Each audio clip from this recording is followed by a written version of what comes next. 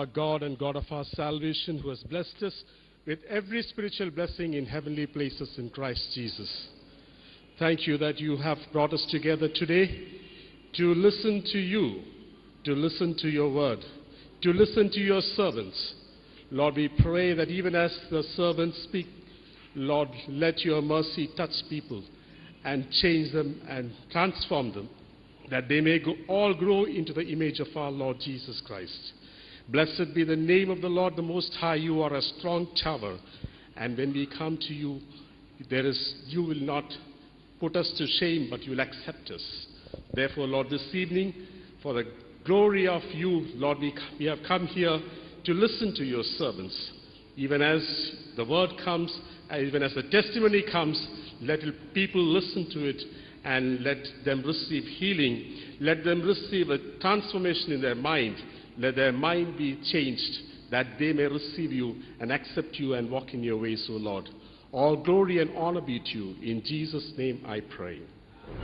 കർത്താവായ യേശുക്രിസ്തുവിന്റെ നാമം മഹത്വപ്പെടട്ടെ.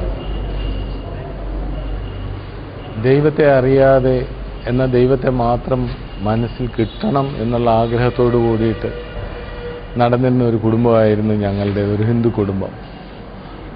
ഞങ്ങളുടെ കടന്നുപോയിട്ടുള്ള ജീവിതത്തിൻ്റെ അങ്ങേ അറ്റത്തെ കഷ്ടപ്പാടുകളിലൂടെ, വിഷമത്തിലൂടെ, വേദനകളിലൂടെ, നിരാശകളിലൂടെ, ആത്മഹത്യയുടെ വക്കത്ത്, അത് കഴിഞ്ഞിട്ട് വിവാഹമോചനത്തിൻ്റെ വക്കത്ത്, എല്ലാവരാലും വെറുക്കപ്പെടുന്ന, അവജ്ഞയോടെ വീക്ഷിക്കപ്പെടുന്ന, അതും ഒരു നല്ല കുടുംബത്തിൽ പിറന്ന് നാട്ടുകാരൊക്കെ അറിയുന്ന ഞങ്ങൾ ആ ഒരവസ്ഥയിലേക്ക് വന്നിരുന്ന ഒരു വല്ലാത്തൊരു ആഗണി, ആ ഒരവസ്ഥ ഞങ്ങൾ നിങ്ങളുടെ മുമ്പിൽ തുറന്നു കാണിക്കുകയാണ്. ഇതെന്തിനാണെന്ന് വെച്ച് കഴിഞ്ഞാൽ, ഞങ്ങൾ എങ്ങനെ ദൈവത്തെ അറിഞ്ഞു, എന്താണ് ദൈവം, ആരാണ് ദൈവം, ഏത് രീതിയിലാണ് ദൈവത്തിൻ്റെ ഇടപെടൽ, എങ്ങനെയാണ് ദൈവം നമ്മളെ നടത്തുന്നത്, ഇതെല്ലാം ഞങ്ങൾക്ക് ദൈവം മനസ്സിലാക്കി തന്നു. അത് ഞങ്ങളുടെ സഹോദരങ്ങളായ നിങ്ങൾ എല്ലാവരും, ഓരോരുത്തരും, ജാതി, മത, സഭ ഒരു വ്യത്യാസവുമില്ല, നിങ്ങളെങ്ങനെ അത് അറിയണം, നിങ്ങളെങ്ങനെ അനുഗ്രഹം പ്രാപിക്കണം, നിങ്ങളെങ്ങനെ ദൈവത്തിൻ്റെ കൂടെ നടക്കണം, ഇതിലെല്ലാം ഉപരി നിങ്ങളെങ്ങനെ ഞങ്ങളറിഞ്ഞ ഞങ്ങളുടെ ദൈവത്തിൻ്റെ, യേശുവിൻ്റെ സ്നേഹം നിങ്ങളെങ്ങനെ അനുഭവിക്കണം, നിങ്ങൾ അങ്ങേ അറ്റം അനുഭവിക്കണമെന്ന് ഞങ്ങൾക്ക് നിർബന്ധമുണ്ട്. അതിനായിട്ട് മാത്രം ഞങ്ങളുടെ ജീവിത സാക്ഷ്യം നിങ്ങളുടെ മുമ്പിൽ തുറക്കുകയാണ്. എല്ലാ മഹത്വം യേശുവിന്. ദൈവനാമത്തിന് മഹത്വം ഉണ്ടായിരിക്കട്ടെ. ദൈവത്തിൻ്റെ സ്നേഹത്തിന് മുമ്പിൽ ഒരിക്കൽ കൂടെ നിങ്ങളുടെ എല്ലാം മുമ്പിൽ ഒരു സാക്ഷിയായി ദൈവം എന്നെ നിർത്തിയതിന് കർത്താവിന് ഞാൻ എല്ലാ ഹൃദയത്തിൻ്റെ ഉള്ളറകളിൽ നിന്നും സ്തോത്രം ചെയ്യുന്നു. അനേക സാക്ഷ്യങ്ങൾ പലയിടങ്ങളിലും കർത്താവ് എന്നെ ഉപയോഗിച്ച് പറഞ്ഞിട്ടുണ്ടെങ്കിലും ഇന്നിവിടെ ഒരു പ്രത്യേക അന്തരീക്ഷം, ദൈവത്തിൻ്റെ സ്നേഹം കടന്നു വന്ന് പരിശുദ്ധാത്മാവിൻ്റെ അഭിഷേകം നിറഞ്ഞു നിൽക്കുന്ന ഒരു അന്തരീക്ഷം എനിക്ക് അനുഭവിക്കാൻ പറ്റി. എന്തുകൊണ്ടാണെന്നറിയില്ല, എൻ്റെ സ്വന്തം നാട്ടിൽ തന്നെ ദൈവം എന്നെ ഇങ്ങനെ ഉയർത്തി നിർത്തുന്നതിന് കർത്താവിന് ഞാൻ 1000 നന്ദി പറയുകയാണ്. ഇവിടെ കൂടിയിരിക്കുന്ന പലർക്കും ഒരുപക്ഷെ എന്നെ പരിചയം കാണും, പക്ഷെ ചിലർക്കെങ്കിലും അറിയാത്തതായി കാണും. അതുകൊണ്ട് ആദ്യം തന്നെ ഞാൻ എന്നെ ഒന്ന് പരിചയപ്പെടുത്തുകയാണ്. എൻ്റെ പേര് മായ. ഞാൻ കൊല്ലം SN കോളേജിൽ സുവോളജി ജന്തുശാസ്ത്ര വിഭാഗത്തിൽ അധ്യാപികയാണ്. എൻ്റെ ഭർത്താവ് ശിവകുമാർ ചാർട്ടേഡ് അക്കൗണ്ടൻ്റാണ്.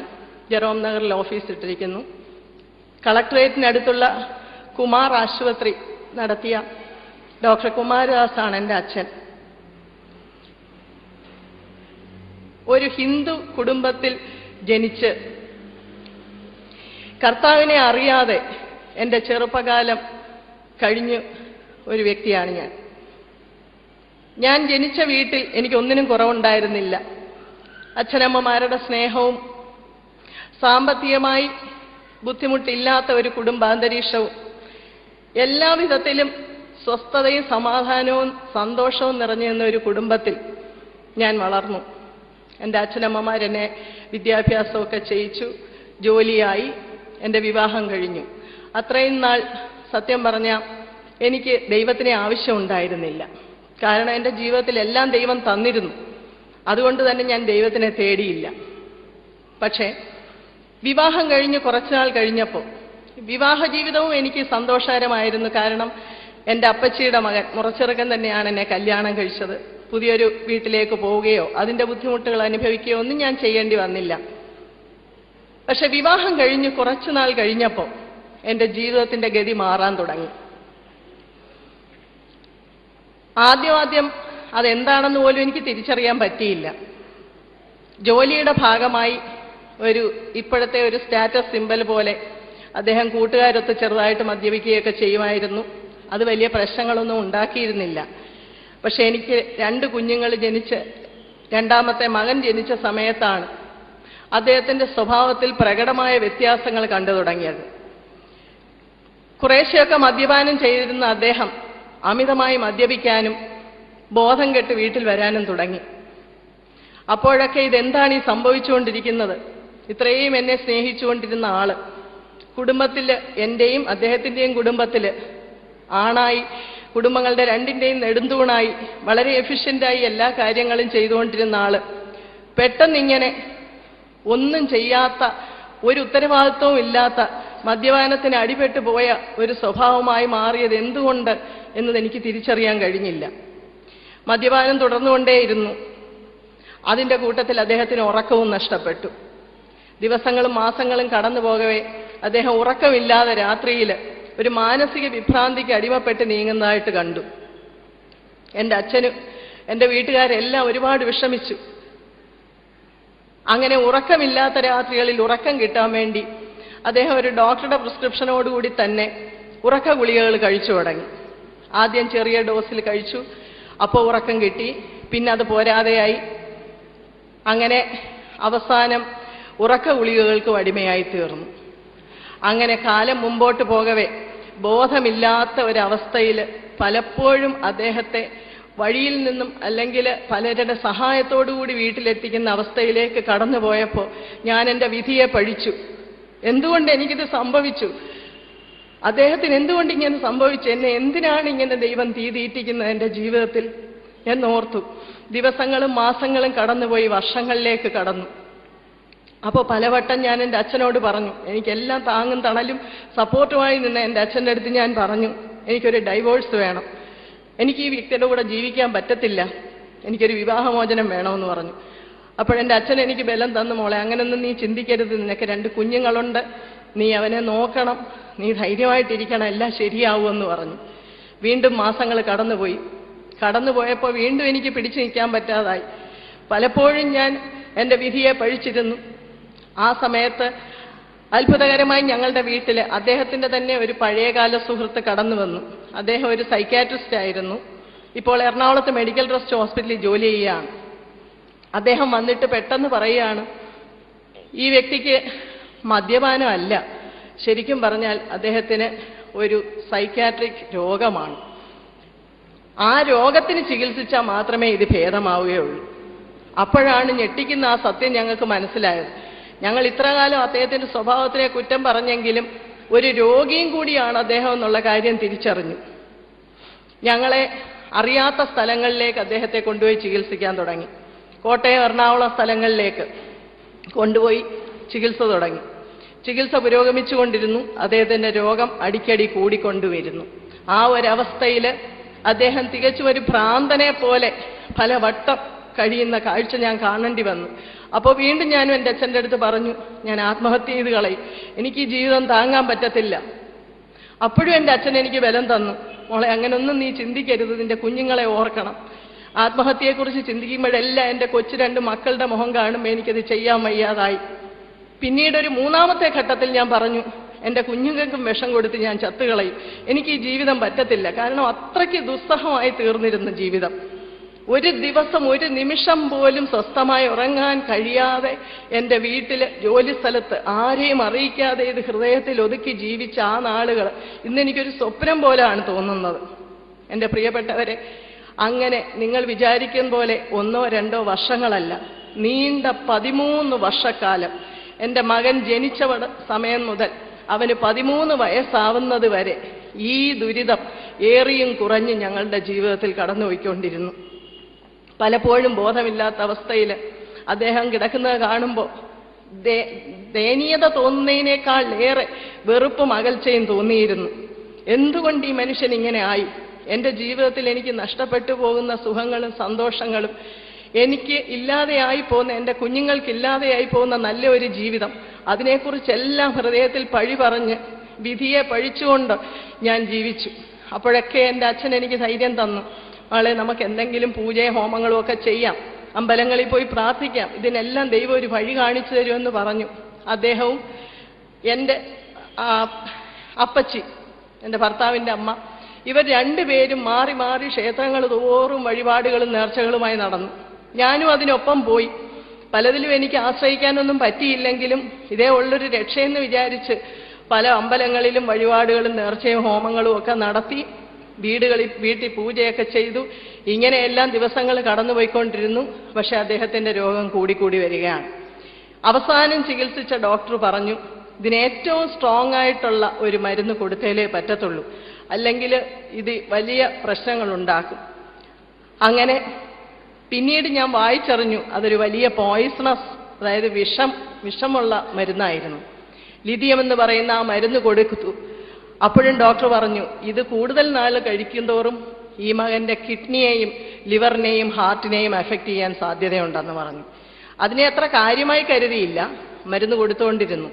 വീണ്ടും വർഷങ്ങൾ കഴിഞ്ഞുപോയി. 2-3 വർഷങ്ങൾ കഴിഞ്ഞു പോയ സമയത്ത് ഞാൻ തിരിച്ചറിഞ്ഞു, അദ്ദേഹത്തിൻ്റെ റുട്ടീനായിട്ടുള്ള ചെക്കപ്പുകളിൽ കൂടെ തിരിച്ചറിഞ്ഞു അദ്ദേഹത്തിന് ഹൈ ബ്ലഡ് പ്രഷറായി. വീണ്ടും കുറച്ച് നാൾ കഴിഞ്ഞപ്പോഴത്തേനും അദ്ദേഹത്തിൻ്റെ ലിവർ ഫങ്ഷൻ, കരളിൻ്റെ എല്ലാ പ്രവർത്തനവും തകരാറിലായി. മൂന്നാമതൊരു ഘട്ടമായപ്പോൾ അദ്ദേഹം ഹൈലി ഡയബറ്റിക് ആയി, കിഡ്നിയെയും എഫക്റ്റ് ചെയ്തു തുടങ്ങി. പാൻക്രിയാസ്, കിഡ്നി, ലിവർ, ഹാർട്ട്, ഈ 4 അവയവങ്ങളും അഫക്റ്റഡായി ഒരു വെജിറ്റബിൾ പോലെ ഒന്നും ചെയ്യാനാവാതെ അനങ്ങാനാവാത്ത ഒരു പരുവത്തിൽ മുറിയിലിരിക്കുന്ന ഒരു ഭർത്താവിനെ കണ്ടുകൊണ്ട് ഇദ്ദേഹം മരണത്തിൻ്റെ വക്കിലാണെന്ന് അറിഞ്ഞുകൊണ്ട് ജീവിക്കേണ്ട അവസ്ഥ അവിടെ വരെ എന്നെ കൊണ്ടുചെന്നു. ആ ഭീകരാവസ്ഥയിൽ ഒരു സമയം, അതായത് ഞാൻ പറഞ്ഞ ആ 13 വർഷക്കാലത്തിൻ്റെ അവസാനത്തെ ഘട്ടത്തിൽ ഒട്ടും ബോധമില്ലാതെ അദ്ദേഹത്തെ കങ്ങഴ എന്ന് പറഞ്ഞ സ്ഥലത്ത് ഒരു ആശുപത്രിയിൽ പ്രവേശിപ്പിച്ചിരിക്കുകയാണ്. ബോധമില്ലാതെ അദ്ദേഹം മുറിയിൽ കിടക്കുന്നു. ഞാൻ 3-4 ദിവസം കാവലിരുന്നു. 3-4 ദിവസം ആയപ്പോഴത്തേക്ക് എനിക്ക് സഹിക്കാവുന്നതിൻ്റെ പരമാവധിയായി. ആ 4-ാമത്തെ ദിവസം എൻ്റെ അച്ഛൻ എന്നെ ഫോണിൽ വിളിക്കുകയാണ്. ഞാനങ്ങ് വരാം, ഞാനവിടെ നിൽക്കാം, നിനക്കൊരു സഹായമായിട്ടെന്ന് പറഞ്ഞു. ഞാൻ പറഞ്ഞു, വേണ്ട, ഞാൻ തന്നെ സഹിച്ചോളാം, എത്ര ദിവസമെങ്കിലും ഞാൻ പിടിച്ചു നിൽക്കാൻ ശ്രമിക്കട്ടെ എന്ന് പറഞ്ഞു. അപ്പോൾ പെട്ടെന്ന് എൻ്റെ അച്ഛൻ ഒരിക്കലും ഞാൻ കേട്ടിട്ടില്ലാത്ത വാചകങ്ങൾ അദ്ദേഹത്തിൻ്റെ വായിൽ നിന്ന് വീഴുകയാണ് ആ ഫോണിൽ കൂടെ. എന്നോട് പറഞ്ഞു, മോളെ, ഇത്രയും നാള് ഞാനും നിൻ്റെ അമ്മയും ഒക്കെ നിന്നെ സഹായിച്ചു. നിന്റെ സഹോദരങ്ങൾ 2 പേരുണ്ട്, അവന് 2 സഹോദരങ്ങളുണ്ട്. പക്ഷെ ഞങ്ങൾക്ക് എല്ലാ കാലവും നിന്നെ നോക്കി നടക്കാൻ പറ്റുമെന്ന് നീ വിചാരിക്കരുത്. ധൈര്യമായി നീ സ്വയം നിന്റെ വിധിയെ നേരിടണം. നിന്റെ ജീവിതം നീ സ്വയം ജീവിക്കണം. ഞാനും നിന്റെ അമ്മയും എല്ലാ കാലവും കാണത്തില്ല. ഞങ്ങൾ ഈ ലോകത്തുനിന്ന് പോയി കഴിഞ്ഞാൽ നീ ഒറ്റയായിപ്പോവും. അതുകൊണ്ട് ഇപ്പോഴേ നീ അതിനുള്ള ഒരു തയ്യാറെടുപ്പ് നിന്റെ ജീവിതത്തിൽ ഉണ്ടായിക്കോണം. ഒരു ഇടിവെട്ട് പോലെയാണ് എൻ്റെ അച്ഛൻ്റെ ആ വാക്കുകൾ എൻ്റെ ചെവി വീണത്. കാരണം അത്രയും നാൾ ജീവിതത്തിൻ്റെ ആ പ്രായോഗിക വശത്തെക്കുറിച്ച് ഞാൻ ചിന്തിച്ചിട്ടില്ല. എപ്പോഴും ആരെങ്കിലുമൊക്കെ എന്നെ സഹായിക്കാൻ കാണും മുമ്പോട്ട് ജീവിക്കാനെന്ന് ഞാൻ കരുതിയിരുന്നു. പക്ഷെ അവസാന നിമിഷം എൻ്റെ അച്ഛൻ അത് പറഞ്ഞപ്പോൾ എനിക്ക് മനസ്സിലായി, അങ്ങനൊരു സമയം വരും, ഞാൻ ഒറ്റയ്ക്കാവും ഈ ലോകത്തിൽ, എൻ്റെ കൊച്ചു കുഞ്ഞുങ്ങളെയും കൊണ്ട് മുമ്പോട്ട് ജീവിക്കാൻ ഞാൻ തനിയെ ആയി പോകും എന്നൊരു റിയാലിറ്റി, ഒരു സത്യം എൻ്റെ മുമ്പിൽ വന്നപ്പോൾ ഞാൻ ശരിക്കും പറഞ്ഞ ഭൂമി പിളർന്ന് താഴോട്ട് പോയിരുന്നെങ്കിൽ എന്ന് വിചാരിച്ചു പോയി. കാരണം ആത്മഹത്യ ചെയ്യാൻ പറ്റുന്നില്ല, ഡൈവോഴ്സ് ചെയ്യാൻ പറ്റുന്നില്ല, ഒന്നും എങ്ങോട്ട് ആരെ ആശ്രയിക്കാൻ പറ്റാത്ത ഒരവസ്ഥയിൽ ആ ആശുപത്രി വരാന്തയിൽ ശരിക്കും പറഞ്ഞ തളച്ചിടപ്പെട്ട പോലെ ഞാൻ നിന്നു. ആ സമയം ഒരു ശക്തി, ഇന്ന് ഞാൻ അതിനെ ഒരു ശക്തി എന്നത് എൻ്റെ കർത്താവെന്ന് വിളിക്കാൻ എനിക്കറിയാം, പക്ഷെ അന്ന് എനിക്കറിയത്തില്ല. എൻ്റെ 2 കൈകളും ആകാശത്തേക്ക് ഉയർത്തി ഞാനൊരു വിളി വിളിച്ചു. എൻ്റെ ദൈവങ്ങളെ എന്നാണ് ഞാൻ വിളിച്ചത്. കാരണം ഹിന്ദു മതം എനിക്ക് പഠിപ്പിച്ചു തന്ന 33 കോടി ദൈവങ്ങൾ തന്നെയായിരുന്നു അന്നും എൻ്റെ മനസ്സിൽ. അതിലറിയാവുന്ന ദൈവങ്ങളുടെ എല്ലാം മുഖങ്ങൾ എൻ്റെ മനസ്സിൽ കൂടെ പോയി. എൻ്റെ ദൈവങ്ങളെ, നിങ്ങളിൽ ആരെങ്കിലും എനിക്കൊന്ന് കൂട്ടുവരണം, എൻ്റെ ഈ ജീവിതം ജീവിക്കാൻ എന്നെ ഒന്ന് സഹായിക്കണം എന്നൊരു വിളി ഞാൻ എൻ്റെ ഹൃദയത്തിൽ നിന്ന്, ഹൃദയം പൊട്ടി ഞാൻ ഒരു വിളി വിളിച്ചത് ഓർമ്മയുണ്ട്. പക്ഷെ ആ വിളിക്കുമ്പോഴും എനിക്ക് അങ്ങനെ ഒരു ദൈവത്തെ പരിചയമില്ല. കാരണം ഞങ്ങളുടെ ഹിന്ദുമതം അങ്ങനെ ഒരു ദൈവത്തെക്കുറിച്ച് പറയുന്നില്ല, കൂട്ടിന് വരുന്ന ഒരു ദൈവത്തെക്കുറിച്ച്. ഒരുപാട് തപസ് ചെയ്ത വിശുദ്ധരായ മനുഷ്യരുടെ മുമ്പിൽ ഒരു നിമിഷം പ്രത്യക്ഷപ്പെട്ട് വരം ചോദിച്ചു കൊള്ളുക എന്ന് പറഞ്ഞ് വരങ്ങൾ കൊടുത്ത് മറഞ്ഞു പോകുന്ന ദൈവങ്ങളെക്കുറിച്ച് ഞാൻ പഠിച്ചിട്ടുണ്ട്. അത്ര വിശുദ്ധിയൊന്നും എനിക്കില്ല, ഞാൻ തപസ്സും ചെയ്തിട്ടില്ല. അതുകൊണ്ട് തന്നെ ഒരു ദൈവവും എൻ്റെ മുമ്പിൽ പ്രത്യക്ഷപ്പെടാൻ പോകുന്നില്ല എന്നെനിക്കറിയാമായിരുന്നു. എങ്കിലും ഹൃദയത്തിൻ്റെ ഒരാഗ്രഹം നിലവിളിയായി ഞാൻ വിളിച്ചെന്നേ ഉള്ളൂ. ആ രാത്രി അങ്ങനെ കഴിഞ്ഞു. പിറ്റേ ദിവസം തന്നെ ദൈവം എൻ്റെ ജീവിതത്തിൽ അത്ഭുതങ്ങൾ തുടങ്ങി. അപ്പോഴും എനിക്കത് മനസ്സിലായില്ലായിരുന്നു. ഞാനങ്ങനെ ഈ വിളിച്ച് രാത്രി കഴിഞ്ഞ് പിറ്റേ ദിവസം ഡോക്ടർ വന്ന് അദ്ദേഹത്തെ പരിശോധിക്കുമ്പോൾ അദ്ദേഹത്തിന് വളരെ ആശ്വാസം. തലേ ദിവസം ഒരു ഭ്രാന്തനെ പോലെ പിച്ചും പേയും പറഞ്ഞ് മുറിയിൽ നടന്ന ആളാണ്. പിറ്റേ ദിവസം ഡോക്ടർ വന്ന് നോക്കുമ്പോൾ വളരെ ശാന്തനായി കാണപ്പെട്ടു. ഡോക്ടർ പറഞ്ഞു, സാരമില്ല, ഡിസ്ചാർജ് ചെയ്യാം, മരുന്നുകളൊക്കെ തുടർന്ന് കൊടുത്തോണ്ടാൽ മതി, വീട്ടിൽ പോകാമെന്ന് പറഞ്ഞു. അങ്ങനെ അദ്ദേഹത്തെ ഡിസ്ചാർജ് ചെയ്ത് വീട്ടിൽ തിരിച്ചെത്തി കഴിഞ്ഞപ്പോൾ അദ്ദേഹം പഴയ പോലെ തുടരുകയാണ്. പക്ഷെ ഇപ്പം മാറ്റം വന്നു തുടങ്ങിയത് എനിക്കാണ്. ഒരു 3-4 ദിവസം കഴിഞ്ഞപ്പോൾ എൻ്റെ ഉള്ളിൽ നിന്നൊരു ഭയങ്കര ആധി വരാൻ തുടങ്ങി. ഞാൻ ഫോൺ ചെയ്യും, എൻ്റെ അച്ഛനെ വിളിക്കും, പറയും, അച്ഛാ എനിക്ക് ആരെങ്കിലും പറയുന്നത് കേൾക്കണം, എൻ്റെ കൂടെ വരുന്ന ഒരു ദൈവത്തെ വേണം. ഇത് തന്നെ ഞാൻ ആവർത്തിച്ച് പറഞ്ഞുകൊണ്ടിരുന്നപ്പോൾ അദ്ദേഹം വിഷമിച്ചു. ഈ ഇത്രയും നാളത്തെ സഹനത്തിൻ്റെ അടുവിൽ അവക്കും ഒരു മാനസിക വിഭ്രാന്തി ആയിപ്പോയോ എന്ന് അദ്ദേഹം ചിന്തിച്ചു. പക്ഷെ എന്നോട് പറഞ്ഞു, എനിക്കങ്ങനെ ഒന്നും പറഞ്ഞുതരാൻ അറിയത്തില്ല മായേ, കൂട്ടിന് വരുന്ന ദൈവത്തെ എനിക്കറിയത്തില്ല. പിന്നെ ആരെങ്കിലും പറയുന്നത് കേൾക്കണമെന്ന് നീ പറയുന്നത്, നീ ഏതെങ്കിലും സ്വാമിമാരെയോ മറ്റോ കണ്ടു നോക്ക്, അവരൊക്കെ പറയുന്നത് കേൾക്കാമെന്ന് പറഞ്ഞു. അങ്ങനെ അച്ഛൻ്റെ ഉപദേശപ്രകാരം ഞാൻ നടന്നു. ആശ്രമങ്ങൾ തോറും സ്വാമികളുടെ മഠങ്ങൾ തോറും കയറി ഇറങ്ങി പറയുന്നത് കേൾക്കാൻ, കൂട്ടിന് വരുന്ന ഒരു ദൈവത്തെ കാണാൻ അന്വേഷിച്ച് ഞാൻ നടക്കുകയാണ്. പലയിടങ്ങളിലും കയറിയപ്പോൾ അവർ ആത്മീയമായി എന്തെങ്കിലും ഒന്ന് പറയും, അതെനിക്ക് വലിയ ആശ്വാസമാവും. ആൾക്കൂട്ടത്തിൽ നിന്ന് എന്നെ തന്നെ പൊക്കി എഴുന്നേൽപ്പിച്ച് കൊണ്ടുവന്ന് എന്തെങ്കിലും ഒരു ഉപദേശം തരും. അപ്പോൾ എനിക്ക് വലിയ സന്തോഷമാവും. എൻ്റെ ഹൃദയത്തിൻ്റെ വിഷമം ദൈവം അറിയുന്നുണ്ടല്ലോ. പക്ഷെ ആ ഒരു സമാധാനം താൽക്കാലികമായിരുന്നു. വീട്ടിൽ വന്നു കഴിയുമ്പോൾ വീണ്ടും എനിക്ക് ഈ ആദി തുടങ്ങും. വീണ്ടും ഞാൻ പറയും, എനിക്ക് എൻ്റെ കൂടെ വരുന്ന ദൈവത്തെ വേണം, എനിക്ക് ആരെങ്കിലും പറയുന്നത് കേൾക്കണം. ഇത് തന്നെ ഞാൻ വീണ്ടും പറഞ്ഞുകൊണ്ടിരുന്നു. അങ്ങനെ ഞാൻ ആകെ ആധി പിടിച്ചിരിക്കുന്ന സമയത്ത് അത്ഭുതം എന്ന പോലെ എൻ്റെ വിടുതലിന് വേണ്ടി ദൈവം എൻ്റെ ഒരു കൂട്ടുകാരി അയച്ചു. 20 വർഷം മുമ്പ് സ്കൂളിൽ 8ാം ക്ലാസ്സിൽ പഠിച്ചു വിരിഞ്ഞ ഒരു കുട്ടിയാണ്. ഇപ്പോൾ ജോലിയായി ദോഹയിൽ നേഴ്സായിട്ട് വർക്ക് ചെയ്യുക. ആ കുട്ടി അവിചാരിതമായിട്ട് എൻ്റെ വീടിൻ്റെ തൊട്ടടുത്ത് ആ കുട്ടിയുടെ പേരൻസ് താമസിക്കുന്ന വീട്ടിൽ വന്നതാണ്. എന്നെ കാണാനായിട്ട് ഓടി കയറി വരുമ്പോൾ പഴയ ഞാനല്ല, ഒരുപാട് മാറിപ്പോയിരിക്കുന്നു. അപ്പോൾ ഈ കുട്ടി എൻ്റെ അടുത്ത് വന്ന് ചോദിച്ചു, എന്താ മായ ഇങ്ങനെ ഇരിക്കുന്നത്, വിഷമിച്ചിരിക്കുന്നതെന്ന് ചോദിച്ചു. എനിക്കൊന്നും പറയാൻ പറ്റുന്നില്ല. അപ്പോൾ അദ്ദേഹത്തിനെ കണ്ടപ്പോൾ പെട്ടെന്ന് മനസ്സിലായി എന്തോ രോഗമാണെന്നൊക്കെ. അപ്പോൾ എൻ്റെ അടുത്ത് ചോദിച്ചു, എന്തോ മായയ്ക്ക് പ്രയാസം, എന്നോട് പറയാമെങ്കിൽ പറയാമെന്ന് പറഞ്ഞു. ഞാൻ അപ്പോഴാണ് പറയുന്നത്, എനിക്ക് എന്തെങ്കിലും ദൈവത്തിൻ്റെ ഒരു കാര്യം കേൾക്കാൻ, എൻ്റെ കൂട്ടിന് വരുന്ന ഒരു ദൈവത്തെ എനിക്ക് കാണാൻ, ഞാൻ അതിനുവേണ്ടി നടക്കും, അല്ലാതെ എനിക്ക് ജീവിക്കാൻ പറ്റത്തില്ല ഈ ജീവിതം എന്ന് പറഞ്ഞു. അപ്പോൾ ഈ കുട്ടി പെട്ടെന്ന് എൻ്റെ അടുത്ത് പറഞ്ഞു, മായ എവിടെല്ലാം പോയി ട്രൈ ചെയ്തു ദൈവത്തിനെ കാണാൻ വേണ്ടി, ഞാനൊരു സ്ഥലം പറഞ്ഞുതരാം, അവിടെയും കൂടെ പോയി നോക്കാൻ പറഞ്ഞു. അങ്ങനെ ആ കുട്ടി പറഞ്ഞു, ഞാനൊരു ധ്യാനം കൂടി കുറച്ച് നാൾ മുമ്പ് ഡിവൈൻ റിട്രീറ്റ് സെൻറ്ററിൽ ചാലക്കുടിക്കടുത്ത്, മായ അവിടെ ഒന്ന് പോയി നോക്ക്, ചിലപ്പോൾ മായ ഈ സൈഡ് നടക്കുന്ന അവിടെ നിന്ന് കിട്ടുമെന്ന് പറഞ്ഞു. എനിക്കൊരു റിട്രീറ്റ് സെൻറ്റർ എന്താണെന്നോ അവിടെ നടക്കുന്ന എന്താണെന്നോ ഒന്നും അറിയത്തില്ല. എനിക്കൊരു ബൈബിള് വാങ്ങിച്ചു തന്നു. അതുകൊണ്ട് തന്നെ അതൊരു ക്രിസ്തീയ പ്രാർത്ഥന ആലയമാണെന്ന് മനസ്സിലായി. ബൈബിള് തുറന്നു വെച്ചിട്ട് എനിക്കൊന്നും മനസ്സിലാവുന്നില്ല, വായിച്ചിട്ടൊന്നും പിടികിട്ടുന്നില്ല. എന്തായാലും എല്ലാം പരീക്ഷിച്ച കൂട്ടത്തിൽ ഇതും ഒന്ന് പരീക്ഷിച്ച് കളയാമെന്ന് തീരുമാനിച്ചു.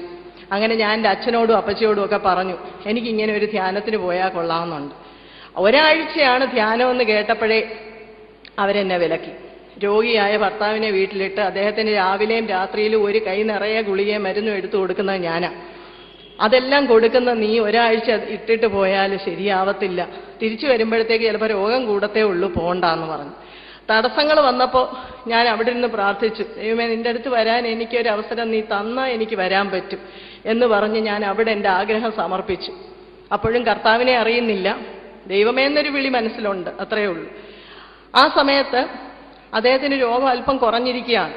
മരുന്നുകളും ഒക്കെ ആയിട്ട് ഒരു ഏപ്രിൽ മാസക്കാലത്തിൽ അദ്ദേഹം സ്ഥിരമായി പോകാറുള്ള പോലെ ഒരു അസിസ്റ്റന്റിനെയും കൂട്ടി ബാങ്ക് ഓഡിറ്റിന് പോയി. ബാങ്കുകൾ ഓഡിറ്റ് ചെയ്യാനായിട്ട് പോയി. വടക്ക് ഇടുക്കിയിലുള്ള 2 ബ്രാഞ്ച് ഓഡിറ്റിങ്ങിന് പോയി. അവിടെ ഒരു ബാങ്കിൽ കടന്നു ചെന്നപ്പോൾ കുറേ പേര് കൂടിയിരുന്ന് ഈ ഡിവൈൻ റിട്രീറ്റ് സെന്ററിനെ കുറിച്ച് സംസാരിക്കുകയാണ്. അവിടെ ഒരുപാട് അത്ഭുതങ്ങൾ നടക്കുന്നെന്നും ഒക്കെ പറയുന്നത് കേട്ടു. അതിങ്ങനെ കേൾക്കാനിടയായപ്പോൾ അദ്ദേഹത്തിന് വലിയ വിഷമം തോന്നി. അയ്യോ, അവളെ ആഗ്രഹിച്ചിട്ട് അവളെ ഇവിടെ കൊണ്ടുപോകാൻ പറ്റിയില്ലല്ലോ എന്ന് വിചാരിച്ചു. വീണ്ടും രണ്ടാമതൊരു ബാങ്കിൽ കയറി ചെന്നപ്പം അവിടെ ഇതേപോലെ കുറേ പേരിരുന്ന് ഇങ്ങനെ ധ്യാനത്തിനെ കുറിച്ചുള്ള അത്ഭുതങ്ങളൊക്കെ പറയുന്നത് കേട്ടു. അവിടെ ഇരുന്നുകൊണ്ട് എന്നെ ഫോൺ ചെയ്തു, മായ റെഡി ആയിക്കോ, ഞാനിത് കഴിഞ്ഞ് തിരിച്ചു വരുമ്പോൾ നിന്നെ കൊണ്ടുപോകാമെന്ന് പറഞ്ഞു. ചികിത്സിക്കുന്ന ഡോക്ടറോട് ചോദിച്ചപ്പം ഡോക്ടർ പറഞ്ഞു, അയ്യോ ഒരിക്കലും ധ്യാനത്തിനും പ്രാർത്ഥനയ്ക്കും ഒന്നും ശിവകുമാറിനെ കൊണ്ടുപോയേക്കല്ലേ, മായ വേണമെങ്കിൽ പോയിക്കോ, കാരണം അവിടെ ഭയങ്കര ഒച്ചയും ബഹളം ഒക്കെ നടക്കും, ഹല്ലേലൂയ വിളി സ്തോത്രമൊക്കെയാ.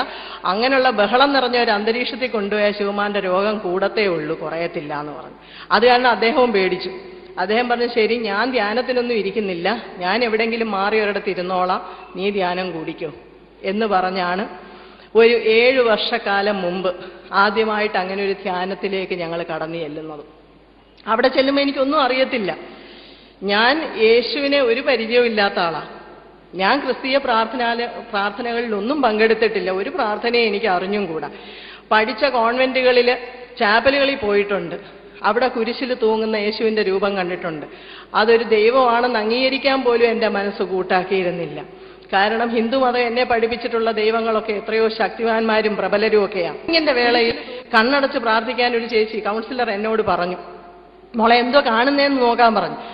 ഞാൻ കണ്ണടയ്ക്കുമ്പോൾ എന്തെങ്കിലും കാണുമെന്നൊന്നും എനിക്കറിയത്തില്ല, ഒന്നും ഞാൻ പ്രതീക്ഷിക്കുന്നില്ല. പക്ഷേ യേശുവിനോട് അടങ്ങാത്ത ഒരു ആഗ്രഹം, ഒരു സ്നേഹം എൻ്റെ ഹൃദയത്തിൽ വന്നു തുടങ്ങി.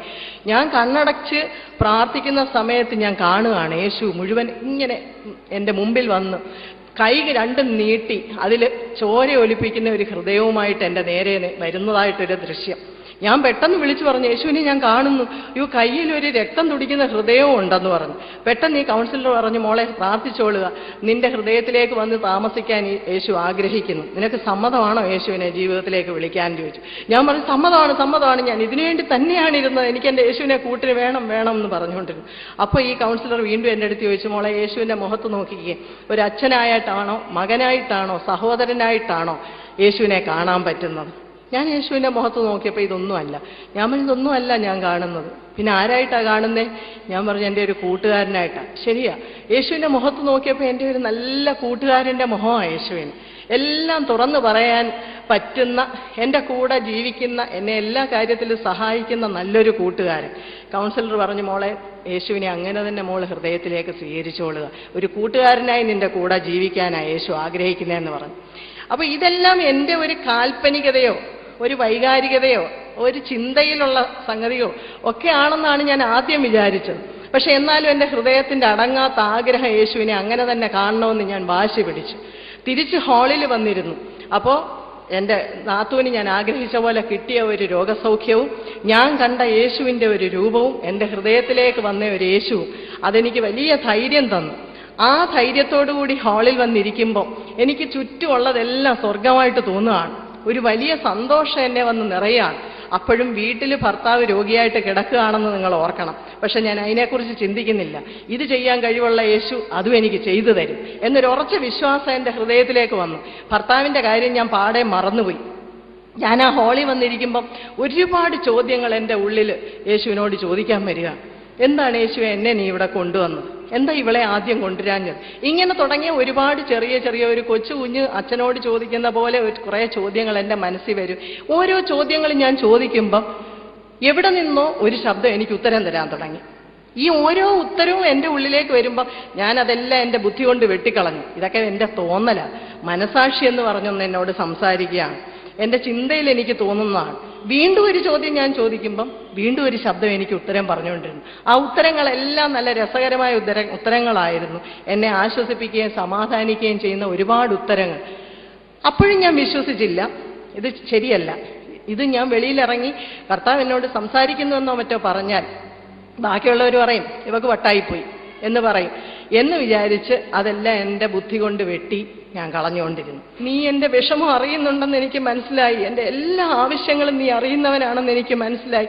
ഞാൻ പ്രാർത്ഥിക്കാതിരിക്കുമ്പോൾ പോലും എൻ്റെ ആവശ്യം അറിയുന്ന എൻ്റെ കർത്താവെ, നീ മാത്രമാണ് എന്നെ രക്ഷിക്കാൻ മതിയായവനെന്ന് ഞാൻ അവിടെ വെച്ച് അടിയറവ് പറഞ്ഞു ദൈവത്തിൻ്റെ മുമ്പിൽ. തിരിച്ച് ഞങ്ങൾ പോരുകയാണ്. അപ്പോഴും ഈ ശബ്ദം എന്നോട് സംസാരിക്കുന്നുണ്ട് പല ഘട്ടങ്ങളിലും. പക്ഷെ ആ ശബ്ദത്തിന് ഞാൻ കൂട്ടാക്കുന്നില്ല. ഞാനതെല്ലാം എൻ്റെ ബുദ്ധി കൊണ്ട് കളഞ്ഞുകൊണ്ട് വരിക. അത് തെളിയിക്കാനായി ഒരു സംഭവം ആ ദിവസം ട്രെയിനിൽ വെച്ചുണ്ടായി. ട്രെയിനിൽ ഞങ്ങൾ തിരിച്ചു വരിക, ഏകദേശം ചെങ്ങന്നൂരൊക്കെ എത്തിയപ്പോഴത്തേക്ക് ട്രെയിനിൽ ആളൊഴിഞ്ഞു. കൊച്ചുമോളും അവിടെ ഇറങ്ങി ഒരു ബസ് പിടിച്ച് വീട്ടിലേക്ക് പോകാൻ. ഞാനും കുഞ്ഞുങ്ങളും മാത്രമുണ്ട്. ട്രെയിനിൽ വലിയ ആളില്ല. തൊട്ടടുത്ത് ഒരു പ്രായം ചെന്ന മനുഷ്യൻ, എൻ്റെ അച്ഛൻ്റെ പ്രായമുള്ള ഒരാൾ, വളരെ ഡീസൻ്റ് മാന്യമായിട്ട് വസ്ത്രധാരണം ചെയ്ത ഒരാൾ വന്നിരുന്നു. ആ ആൾ വന്നിരുന്ന് കഴിഞ്ഞപ്പോഴത്തേക്കും ഞാൻ പതുക്കെ എൻ്റെ മോടെ വടിയിൽ തലവെച്ചുറങ്ങി. കരുനാഗപ്പള്ളി സ്റ്റേഷനായപ്പോൾ ഞാൻ ഉണർന്ന ഉടനെ ഈ വ്യക്തി എൻ്റെ അടുത്ത് കുറേ ചോദ്യങ്ങൾ ചോദിക്കാൻ തുടങ്ങി. എവിടാ വീട്, എങ്ങോട്ട് പോവുക, എവിടുന്ന് വരിക, ഇങ്ങനെയൊക്കെ വളരെ സാധാരണഗതിയിൽ. ഞാൻ അതിനെല്ലാം വളരെ നോർമലായ ഉത്തരവും പറഞ്ഞുകൊണ്ടിരുന്നു. പെട്ടെന്ന് ഇദ്ദേഹത്തിൻ്റെ ഭാവം അങ്ങ് മാറിയിട്ട് പരസ്പര വിരുദ്ധമായി ബന്ധമില്ലാത്ത ഒരുപാട് ചോദ്യങ്ങൾ എൻ്റെ നേരെ ചോദിക്കാൻ തുടങ്ങിയപ്പോൾ എനിക്ക് മനസ്സിലായി ഇത് കുഴപ്പമാണ്. ഞാൻ എൻ്റെ മോടെ അടുത്ത് പറഞ്ഞു, മോളെ ഇത് ആദ്യത്തെ സാത്താനാ, പെട്ടെന്ന് പ്രാർത്ഥിച്ചോ എന്ന് പറഞ്ഞു. ഞങ്ങൾ ആദ്യം ആനഹോളി കേട്ട പാട്ടുകളൊക്കെ അങ്ങോട്ട് പാടി പ്രാർത്ഥിക്കാൻ തുടങ്ങിയപ്പോൾ എനിക്ക് വിറയലായിപ്പോയി. ഞാൻ കൈകൂപ്പി ഉള്ളിൽ പറഞ്ഞു, കർത്താവേ, എനിക്ക് ഈ കമ്പാർട്ട്മെൻറ്റിൽ ആരെയും പരിചയമില്ല, എന്നെ എൻ്റെ മക്കളെയും കൂടെ ഒരു കുഴപ്പമില്ലാതെ കൊല്ലത്ത് റെയിൽവേ സ്റ്റേഷൻ വരെ കൊണ്ടെത്തിക്കണേ. ഇങ്ങനൊന്ന് പറഞ്ഞപ്പോൾ എന്നോട് മുമ്പ് ഉത്തരം പറഞ്ഞ ശബ്ദം പെട്ടെന്ന് എൻ്റെ അടുത്ത് പറയാണ്, മോളെ ഇപ്പം നിൻ്റെ രക്ഷയ്ക്ക് ഒരാളെത്തും. അപ്പം ഞാൻ അതിൻ്റെ ഒരു സാങ്കത്യം ഓർക്കാതെ തിരിച്ചു പറയുകയാണ്, കർത്താവേ, ഇതിപ്പോൾ ഈ കമ്പാർട്ട്മെൻറ്റിൽ വല്ലോരെ എൻ്റെ രക്ഷയ്ക്ക് വിളിച്ചാൽ അതിനേക്കാളിലും വലിയ സാത്താനായിപ്പോ, എനിക്ക് ആരെ അറിയത്തില്ലല്ലോ കർത്താവേ എന്നിങ്ങനെ പറഞ്ഞു നിർത്തിയപ്പോഴത്തേനും എൻ്റെ തൊട്ടടുത്ത് ചേച്ചിന്നൊരു വിളി കേട്ടു. നോക്കിയപ്പോൾ ഒരു 10-20 വയസ്സ് പ്രായമായ ഒരു ചെറുപ്പക്കാരൻ നിൽക്കുക. ചേച്ചി എന്തുവാ, ചേച്ചി എവിടുന്ന് വരുക, ചേച്ചി മക്കളും തന്നെ ഉള്ളോ, ധ്യാനത്തിന് പോയതായിരുന്നോ? ഞങ്ങളും ധ്യാനത്തിനുണ്ടായിരുന്നു. അപ്പം ഞാൻ ചോദിച്ചു, ആരൊക്കെ? എൻ്റെ അമ്മ, പെങ്ങള്, അളിയൻ, കൂട്ടുകാരനെല്ലാം. എല്ലാവരും ഇങ്ങനെ വന്നേ. അപ്പുറത്തുനിന്ന് എല്ലാവരെയും വിളിച്ച് ഞങ്ങളുടെ ചുറ്റുമിരുത്തി. എന്നിട്ട് എൻ്റെ അടുത്ത് ചോദിച്ചു, ചേച്ചി ഇവിടെ പ്രശ്നം വല്ലതും ഉണ്ടോ എന്ന് ചോദിച്ചു. ഞാനപ്പോൾ പറഞ്ഞു, ഞാൻ ഈ മനുഷ്യൻ വല്ലാതൊക്കെ സംസാരിക്കുന്നു എൻ്റെ അടുത്ത് എന്ന് പറഞ്ഞു. അപ്പോൾ പെട്ടെന്ന് ഈ കുട്ടി ആ മനുഷ്യൻ്റെ നേരെ തിരിഞ്ഞിട്ട്, എന്തിനാ നിങ്ങൾക്ക് അമ്മയും പെങ്ങളും ഒന്നും അറിയത്തില്ലേ എന്ന് പറഞ്ഞ് പെട്ടെന്ന് എൻ്റെ കാര്യത്തിൽ അങ്ങ് ഇടപെടാൻ തുടങ്ങിയപ്പോൾ ഞാൻ ഒന്നും ചെയ്യാനാവാതെ, എനിക്കിത് എന്താണെന്ന് പോലും മനസ്സിലാവാതെ സ്തബ്ധയായിട്ടിരുന്നു പോയി. കാരണം ഞാൻ വിളിച്ചിട്ട് വന്നതല്ല, എന്നെ അറിയുന്നതല്ല, ഇപ്പോഴും ആ ആളുടെ പേരും എനിക്കറിയത്തില്ല. പക്ഷേ എൻ്റെ രക്ഷയ്ക്ക് ഒരാളെത്തും എന്നൊരു ശബ്ദം എന്നോട് പറയുകയും അതേ സമയത്ത് എൻ്റെ രക്ഷയ്ക്കായി ഒരാളെ കൊണ്ട് എത്തിക്കുകയും ചെയ്തത് ആരാണെന്നറിയാതെ പകച്ചിരുന്നതിൻ്റെ ഇടയ്ക്ക് കൊല്ലം റെയിൽവേ സ്റ്റേഷൻ എത്തി. ഈ മനുഷ്യൻ ആൾക്കൂട്ടത്തിലേക്ക് ചാടി ഇറങ്ങി ഓടിപ്പോയി. റെയിൽവേ പോലീസിനെ കൊണ്ട് പിടിപ്പിക്കണമെന്നൊക്കെ പറഞ്ഞ് ഇവർ പുറകിന് ചാടിയപ്പോഴത്തേക്ക് ഇയാൾ ഓടിക്കളഞ്ഞു. പക്ഷെ പെട്ടെന്ന് ഈ കുട്ടി എൻ്റെ അടുത്ത് പറയുകയാണ്, ചേച്ചി മക്കളും ഒറ്റയ്ക്ക് പോകണ്ട, ഹസ്ബൻഡൊക്കെ നിൽക്കുന്നിടം വരെ ഞങ്ങൾ കൊണ്ടുവിടാമെന്ന് പറഞ്ഞ് ബോഡി ഗാർഡ്സ് പോലെ ഞങ്ങളുടെ ചുറ്റിനും നിന്ന് ഞങ്ങളെ റെയിൽവേ സ്റ്റേഷൻ്റെ വെളിയിൽ വരെ കൊണ്ടെത്തിച്ചു. ഹസ്ബൻഡ് വന്നില്ലെങ്കിലും സാരമില്ല ചേച്ചി, ഞങ്ങൾ വീട്ടിലെത്തിച്ചിട്ടേ പോകത്തുള്ളൂ പറഞ്ഞു. പക്ഷെ അതിൻ്റെ ആവശ്യം ഉണ്ടായില്ല. അദ്ദേഹം വന്ന് നിൽപ്പുണ്ടായിരുന്നു. ഒരു നന്ദി വാക്ക് പോലും പറയാനാവാത്ത വിധം ഞാൻ അത്ഭുതപ്പെട്ട് നിന്നുപോയി. എങ്ങനെ ഇത് സംഭവിച്ചു എന്ന് എനിക്കറിയത്തില്ല. ശരിക്കും അതിൻ്റെ ഒരു തീക്ഷ്ണത മനസ്സിലാക്കണമെങ്കിൽ എൻ്റെ അന്നേരത്തെ അവസ്ഥ നിങ്ങൾ അറിയണമായിരുന്നു.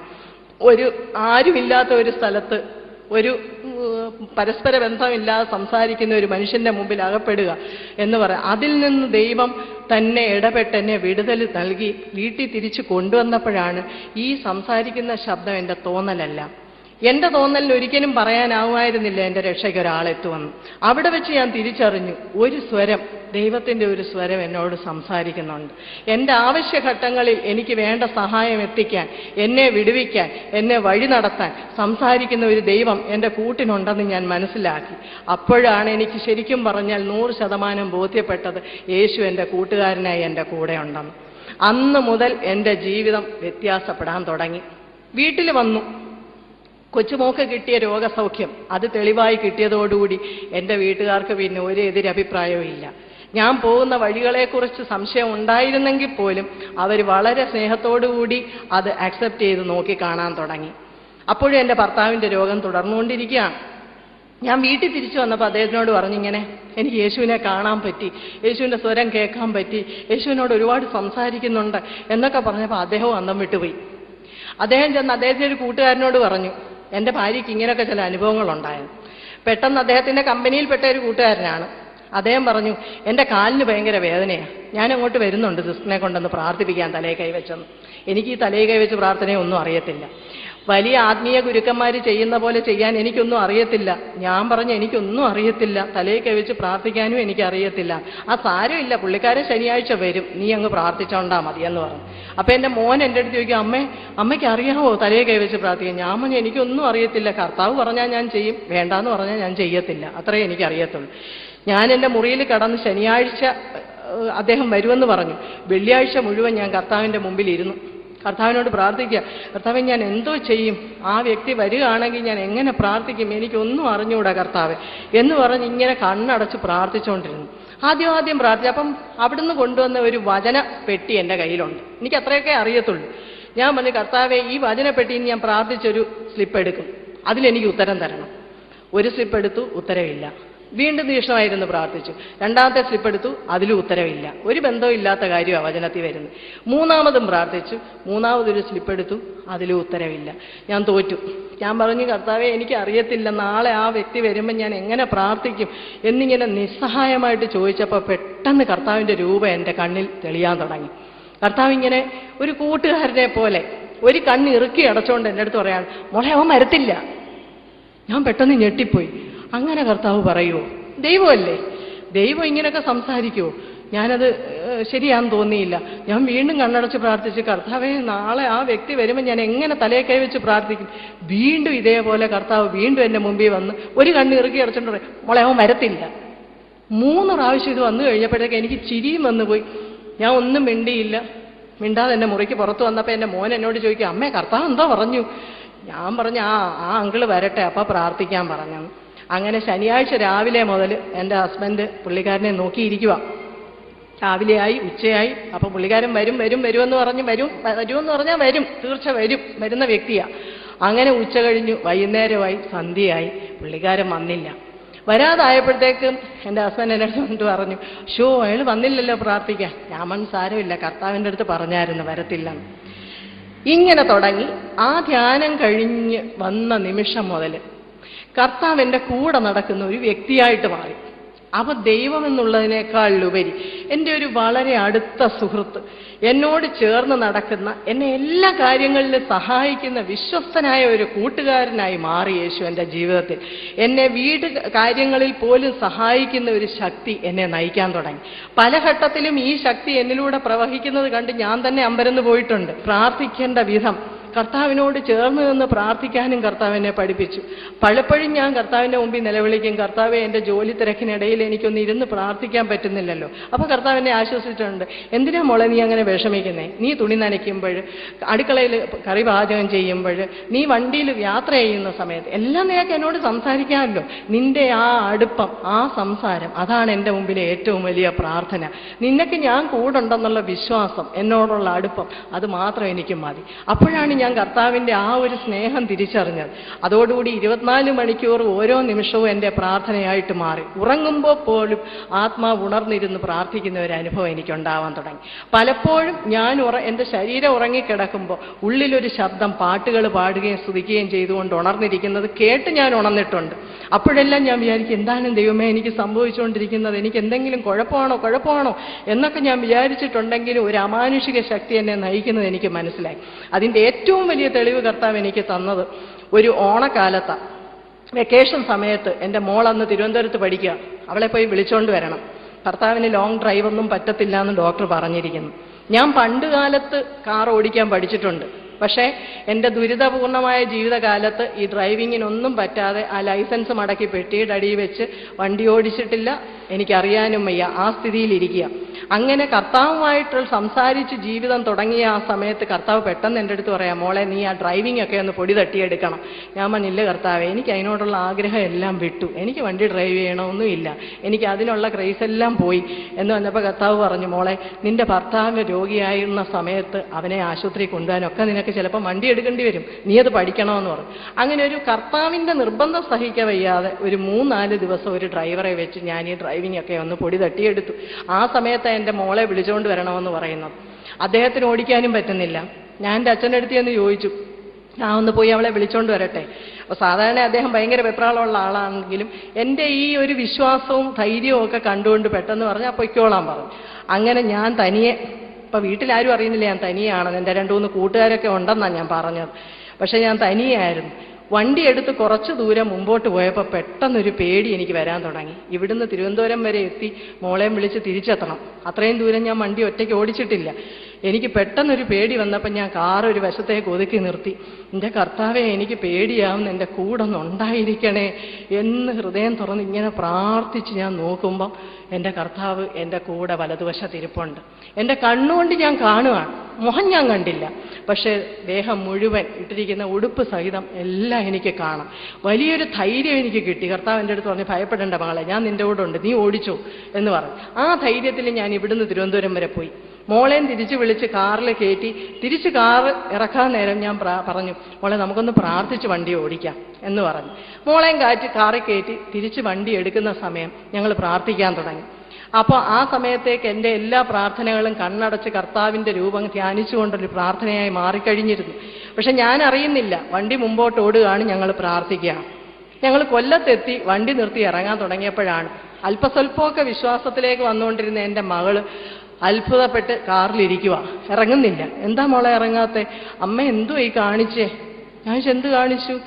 അമ്മ ഇത്രയും നേരം പ്രാർത്ഥിച്ച സമയം മുഴുവനും കണ്ണടച്ചിരുന്ന് പ്രാർത്ഥിച്ച് ഈ കൊല്ലത്തെത്തുന്നവരെ വണ്ടി ഓടിക്കൊണ്ടിരിക്കുമായിരുന്നെന്ന് പറഞ്ഞു. സത്യം പറഞ്ഞാൽ അപ്പോഴാണ് ഞാൻ തിരിച്ചറിഞ്ഞത്, ഞാനല്ല ആ വണ്ടി ഡ്രൈവ് ചെയ്തത്. കർത്താവ് എനിക്ക് വേണ്ടി വണ്ടി ഓടിച്ച് തിരുവനന്തപുരത്ത് നിന്ന് കൊല്ലം വരെ കൊണ്ടെത്തിച്ചു എന്ന് മനസ്സിലായി. അപ്പൊ ശരിക്കും ആ ഒരു ശക്തി എങ്ങനെ ഇത് എന്നെ നയിച്ചുകൊണ്ട് പോകുന്നു. പലപ്പോഴും ഞാൻ അത്ഭുതപ്പെട്ടു. എനിക്കിതിൻ്റെ ഉത്തരം പിടികിട്ടുന്നില്ല. എനിക്ക് ബൈബിള് വായിച്ചിട്ടും എനിക്കൊന്നും മനസ്സിലാവുന്നില്ല. ആരോടും എനിക്കൊന്നും ചോദിക്കാനും വയ്യ. ആരോടെങ്കിലും ചോദിച്ചാൽ ഇരട്ടി കൺഫ്യൂഷൻ ആക്കിക്കളയുമോ എന്നൊരു പേടിയുണ്ട്. അത് കാരണം ഞാൻ കർത്താവിൻ്റെ മുമ്പിൽ തന്നെ ഇരിക്കുകയാണ്. അങ്ങനെ ഇരിക്കുന്ന സമയത്ത് എൻ്റെ മൂത്ത നാത്തൂന് അവരുടെ ജീവിതത്തിൽ ഒരു വലിയ പ്രശ്നം അങ്ങ് ഉണ്ടാവാൻ തുടങ്ങി. ഭാര്യയും ഭർത്താവും തമ്മിൽ വലിയ ദേഷ്യം, വഴക്ക്, അവസാനം വിവാഹമോചനത്തിൻ്റെ ഘട്ടം വരെ എത്തി. അപ്പം എൻ്റെ അപ്പച്ചി പറയുകയും ചെയ്തു, ഇവിടുന്ന് ഇറങ്ങിപ്പോയ സാത്താൻ ഇപ്പം അവിടോട്ടാണ് ചെന്ന് കയറിയാണ്. അതേപോലെ ഒരു പ്രശ്നം ഉണ്ടായി. അപ്പോൾ അവരെ പെട്ടെന്നൊരു ധ്യാനത്തിന് കൊണ്ടുപോകണം എന്നൊരു സ്റ്റേജ് വന്നു. ആ സമയത്ത് ഞാൻ കർത്താവിനോട് ചോദിച്ചു, കർത്താവേ ഞാനൊന്ന് ധ്യാനത്തിന് പൊയ്ക്കോട്ടെ ഇവരുടെ കൂടെ എന്ന് ചോദിച്ചു. കർത്താവ് എന്നെ കട്ട് ചെയ്ത് കളഞ്ഞു. കർത്താവ് പറഞ്ഞു, മതി, നീ പ്രാരംഭ ധ്യാനം കൂടിയത്, നീ ഇനി വളർച്ചയുടെ ധ്യാനമാണ് കൂടേണ്ടത്. അപ്പൊ ഈ പ്രാരംഭ ധ്യാനം എന്തുവാ, വളർച്ചാ ധ്യാനം എന്തുവാ, ഇതും എനിക്കറിയത്തില്ല. എല്ലാം കർത്താവ് തന്നെ പറഞ്ഞു തരുക. ഞാൻ വളരെ ക്ഷമയോടെ ആ ധ്യാനത്തിന് പോകാതെ പിടിച്ചു നിന്നു. വളർച്ചാ ധ്യാനത്തിലേക്ക് പോകാനുള്ള ഒരു അവസരം ഉണ്ടായി. അങ്ങനെ ഒരു ധ്യാനത്തിന് പോയപ്പോഴാണ് ഒരു വ്യക്തിയിൽ കർത്താവിൻ്റെ ഒരു ശക്തി, ആ വിശുദ്ധീകരണം കടന്നു വരുമ്പോൾ ആ വ്യക്തിയിൽ കർത്താവിൻ്റെ ഒരു അമാനുഷിക ശക്തി പലപ്പോഴും പ്രകടമാവും എന്നൊരു പോയിന്റ് ആ ധ്യാനത്തിൽ വെച്ച് എനിക്ക് മനസ്സിലായി. അപ്പൊ ഇത്രയും നാളും കർത്താവ് ചെയ്തുകൊണ്ടിരുന്നത് ഇതായിരുന്നു, എന്നെ കൂടുതൽ വിശ്വാസത്തിലേക്ക് നയിക്കാനായിരുന്നു. ആ വിശ്വാസത്തിന്റെ മേഖലയിൽ നിന്നുകൊണ്ട് പലരുടെയും ആത്മീയമായിട്ടുള്ള രക്ഷയ്ക്ക് വേണ്ടി കർത്താവ് എന്നെ ഉപയോഗിക്കാൻ ആഗ്രഹിക്കുന്നു എന്ന് മനസ്സിലായപ്പോൾ ഞാൻ കർത്താവിൻ്റെ അടുത്ത് പറഞ്ഞു, കർത്താവേ മതി, ഞാൻ എല്ലാം വിടുകയാണ്, എൻ്റെ കുടുംബവും വിട്ട് ഈ ബൈബിളും കൊണ്ട് ഒരു വെള്ള വസ്ത്രവും ധരിച്ച് ഞാൻ ഇറങ്ങുകയാണ് നിനക്ക് വേണ്ടി പ്രഘോഷിക്കാനെന്ന് പറഞ്ഞു. കർത്താവ് പറഞ്ഞു, അവിടെ ഇരിക്കുക, ആയിരിക്കുന്ന അവസ്ഥയിൽ നീ ഇരിക്കുക, നിന്റെ കുടുംബത്തിലെ എല്ലാവരെയും രക്ഷിക്കാൻ ഞാൻ ആഗ്രഹിക്കുന്നു, നിന്നെ അതിനുവേണ്ടിയാണ് ഞാൻ തിരഞ്ഞെടുത്തിരിക്കുന്നത്, നീ എനിക്ക് വേണ്ടി അത് ചെയ്ത് കഴിഞ്ഞിട്ട് മാത്രമേ നിന്നെ ഞാൻ പുറത്തോട്ട് കൊണ്ടുപോകത്തുള്ളൂ എന്ന് പറഞ്ഞു. വലിയ വിഷമം തോന്നി, പുറത്തിറങ്ങാൻ പറ്റുന്നില്ലല്ലോ എന്ന്. പക്ഷെ കർത്താവിനെ അനുസരിച്ചു. ആ അനുസരണയിൽ കർത്താവ് പറഞ്ഞ ഓരോ കാര്യങ്ങളും അനുസരിച്ച് നിൽക്കാൻ തുടങ്ങിയപ്പോൾ കൂടുതൽ അത്ഭുതങ്ങൾ എൻ്റെ ജീവിതത്തിൽ, അത് അത്ഭുതങ്ങളെന്നല്ല, ദൈവത്തിൻ്റെ ഒരു നടത്തിപ്പായിട്ട് എൻ്റെ ജീവിതത്തിൽ വന്നു. ഒരു ഘട്ടത്തിൽ എന്നെ അടുത്ത് കർത്താവ് പറഞ്ഞു, മോളെ അവൻ്റെ പ്രഷറും ഷുഗറും ഞാനിങ്ങ് എടുക്കുക കേട്ടോ എന്ന് പറഞ്ഞു. അപ്പോഴും എനിക്ക് വിശ്വാസം വരുന്നില്ല. ഞാൻ ആരോടും പറഞ്ഞില്ല. ഒരാഴ്ച കഴിഞ്ഞപ്പോൾ അദ്ദേഹം ഹോസ്പിറ്റലിൽ പോയി. ബ്ലഡൊക്കെ കൊടുത്തിട്ട് ചെക്കപ്പിന് എല്ലാം ടെസ്റ്റ് ചെയ്യാനായിട്ട് കൊടുത്തു. ഞാൻ കോളേജിൽ നിന്ന് തിരിച്ചു വരുമ്പോൾ എൻ്റെ അടുത്ത് പറയാം, ഞാൻ ബ്ലഡൊക്കെ കൊടുത്തു കേട്ടോ സ്ഥിരമായിട്ട് ടെസ്റ്റ് ചെയ്യാൻ. അപ്പം ഞാൻ പറഞ്ഞു, അയ്യോ ഒന്ന് പ്രാർത്ഥിച്ചിട്ട് കൊടുത്താൽ മതിയായിരുന്നു എന്ന് പറഞ്ഞു. സാരമില്ല, നീ ഇപ്പം ഇരുന്ന് പ്രാർത്ഥിച്ചോ, ദൈവം ശരിയാക്കുമെന്ന് പറഞ്ഞു. അങ്ങനെ ഞാൻ പ്രാർത്ഥിച്ചുകൊണ്ടിരിക്കവേ ഒരു 5 മണി 6 മണി സമയമായപ്പോൾ എൻ്റെ അച്ഛൻ ഫോൺ ചെയ്യുക, ഹോസ്പിറ്റലിൽ ഇരുന്നുകൊണ്ട് ഫോൺ ചെയ്യുക. ഞാൻ ചോദിച്ചു, എന്തായി, റിസൾട്ട് കിട്ടിയോ? അപ്പോൾ എൻ്റെ അച്ഛൻ കരഞ്ഞുകൊണ്ട് ഫോണിൽ കൂടെ പറയുകയാണ്, മോളെ നീ ഏത് വിശ്വാസത്തിൽ നിൽക്കുന്നോ ആ വിശ്വാസത്തിൽ തന്നെ നിന്നാ മതി, നിന്റെ വിശ്വാസം ശരിയാണെന്ന് എനിക്ക് മനസ്സിലായി. ഉച്ചയ്ക്ക് എൻ്റെ കയ്യിൽ റിസൾട്ട് കിട്ടിയതാ മോളെ, അവൻ്റെ എല്ലാ ഫങ്ഷനും നോർമലായിരിക്കുന്നു, പ്രഷറില്ല, പ്രഷർ ചെക്ക് ചെയ്തപ്പം ഷുഗറില്ല, ഒന്നുമില്ല, അവൻ നോർമലായിരിക്കുന്നു. എന്നിട്ട് എൻ്റെ അച്ഛന് വലിയ വിശ്വാസത്തോടെ എൻ്റെ അടുത്ത് പറയുകയാണ്, മോളെ നീ നിൽക്കുന്ന വിശ്വാസം വിട്ടിട്ട് നീ എങ്ങും പോകണ്ട, എനിക്ക് മനസ്സിലായി നിന്റെ വിശ്വാസം ശരിയാണെന്ന് പറഞ്ഞു. ഞാൻ ഒരുപാട് കർത്താവിന് നന്ദി പറഞ്ഞു. രോഗങ്ങളെല്ലാം മാറി, എങ്കിലും മദ്യപാനം, മരുന്നുകളോടുള്ള ആസക്തി അത് വീണ്ടും അദ്ദേഹത്തിൽ ബാക്കിയുണ്ടായിരുന്നു. അപ്പം ഞാൻ ഒരു ദിവസം കർത്താവിൻ്റെ അടുത്ത് ചോദിച്ചു, കർത്താവേ എന്തുകൊണ്ടാണ് കർത്താവ് ഇതൊന്നും പെട്ടെന്ന് ശരിയാവാത്ത, എല്ലാം ഒന്ന് ശരിയാക്കി അദ്ദേഹത്തിന്. അപ്പോൾ കർത്താവ് എൻ്റെ അടുത്ത് പറയുകയാണ്, മോളെ എനിക്ക് അവനെ വേണം, എനിക്ക് ഒറ്റയടിക്ക് രോഗം സുഖപ്പെടുത്താൻ കഴിവില്ലാഞ്ഞിട്ടല്ല, പക്ഷെ അവനത് താങ്ങാൻ പറ്റത്തില്ല. ഘട്ടം ഘട്ടമായിട്ട് ഞാൻ അവനെ വിശദീകരിച്ചുകൊണ്ടിരിക്കുകയാണ്. അവൻ്റെ രോഗങ്ങളെല്ലാം മാറി. ഈ രോഗങ്ങൾ മാറുന്നതിന് മുമ്പ് ഒരത്ഭുതവും കർത്താവ് ചെയ്തിരുന്നു. അത് ഞാൻ ഗുളിക എടുത്ത് കൊടുക്കാനായിട്ട് ഇങ്ങനെ വരിക, അദ്ദേഹം വെള്ളം എടുത്ത് ഗുളിക തിന്നാനിരിക്കുക. പെട്ടെന്ന് ഞാൻ കർത്താവിന് മുമ്പ് ചോദിച്ചു, കർത്താവെ ഇപ്പോഴും ഈ മരുന്ന് കൊടുക്കേണ്ടി വരുന്നല്ലോ എന്നിങ്ങനെ പറഞ്ഞു. ഉടനെ കർത്താവ് പറഞ്ഞു, എന്തിനാ മോളെ നീ അവനെ ഈ ഗുളിക എല്ലാം കൂടെ തീറ്റിക്കുന്നത്? ഇങ്ങനൊരു വ്യക്തി സംസാരിക്കുന്ന പോലെ. ഞാൻ അപ്പം തന്നെ ഈ ഗുളിക കയ്യിൽ നിന്ന് അങ്ങ് വലിച്ചെറിഞ്ഞു. ഓടിച്ചെന്ന് ഭർത്താവിൻ്റെ അടുത്ത് പറഞ്ഞു, ഞാൻ ഇനി മരുന്ന് തരുന്നില്ല കേട്ടോ. അപ്പം അദ്ദേഹത്തിന് ഭയങ്കര പേടിയായിപ്പോയി. അയ്യോ, പെട്ടെന്ന് ഇങ്ങനെ ഗുളിക നിർത്തിയാൽ എനിക്ക് വീണ്ടും രോഗം വന്നാലോ? ഞാൻ പറഞ്ഞില്ല, എൻ്റെ കർത്താവ് പറഞ്ഞ് അത് സംഭവിച്ചിരിക്കും. ഞാൻ എൻ്റെ അച്ഛനെയും വിളിച്ചു പറഞ്ഞു, ഞാൻ ഇനി ഗുളിക കൊടുക്കുന്നില്ല. അപ്പോൾ അച്ഛനും പറഞ്ഞു, ഡോക്ടറോടൊന്ന് ചോദിച്ചിട്ട് മതിയായിരുന്നു. ഞാൻ പറഞ്ഞില്ല, എൻ്റെ കർത്താവ് പറഞ്ഞെങ്കിൽ ആ രോഗം മാറിയിരിക്കും. പ്രിയപ്പെട്ടവരെ, ആ ഗുളിക നിർത്തി അതിൻ്റെ പിറ്റേ ദിവസം തുടങ്ങിയാണ് അദ്ദേഹത്തിന് അസുഖം കുറഞ്ഞു തുടങ്ങിയത്. അത് കഴിഞ്ഞിട്ട് അസുഖം പൂർണ്ണമായി മാറിയെന്നുള്ള കാര്യം ആ ചെക്കപ്പിലൂടെ കർത്താവ് തെളിയിച്ചും തന്നു. അപ്പോഴും അദ്ദേഹം കർത്താവിനെ പൂർണ്ണമായിട്ട് അറിഞ്ഞിട്ടില്ല, രക്ഷിക്കപ്പെട്ടിട്ടില്ല, കർത്താവിനെ നാഥനായിട്ട് സ്വീകരിച്ചിട്ടില്ല. അപ്പം ഞാൻ വീണ്ടും കർത്താവിൻ്റെ മുമ്പിൽ പ്രാർത്ഥിക്കുകയാണ്, കർത്താവ് എന്തുകൊണ്ട് ഈ താമസം? കർത്താവ് പറഞ്ഞൊരു സമയമുണ്ട്, ആ സമയത്ത് ഞാൻ അവനെ വിടുവിച്ച് നിന്റെ കയ്യിൽ തരും എന്ന് പറഞ്ഞ് കർത്താവ് എനിക്ക് ഉറപ്പ് തന്നു. ഒരു രാത്രി അദ്ദേഹത്തിന് വീണ്ടും ഒരു മാനസിക വിഭ്രാന്തി പോലെ അങ്ങ് ഇളകി തുടങ്ങി. രണ്ടാമതും അപ്പോൾ മരുന്നുകളെല്ലാം നിർത്തി, അതെല്ലാവർക്കും അറിയുകയും ചെയ്യാം. ഞാൻ എൻ്റെ കർത്താവിൻ്റെ മുമ്പിൽ നിലവിളിച്ച്, കർത്താവെ, നിന്നെ അറിയുന്നവർ ലോകത്തിൻ്റെ മുമ്പിൽ ലജ്ജിച്ചു പോകാൻ ഇടവരികയില്ല എന്ന് വചനം പറയുന്നു. ഒരിക്കലും കർത്താവെ, നീ ഞങ്ങളെ ലജ്ജിക്കാൻ ലോകത്തിൻ്റെ മുമ്പിൽ വിട്ടുകൊടുക്കരുത്. നിന്നെ പ്രതിയാണ് ഞങ്ങൾ ലോകത്തിൽ നിൽക്കുന്നത്. അതുകൊണ്ട് ഒരിക്കലും ഈ രോഗം തിരിച്ചു വരരുത്. ഇങ്ങനെ തന്നെ ഞാൻ പ്രാർത്ഥിച്ചുകൊണ്ടിരുന്നു.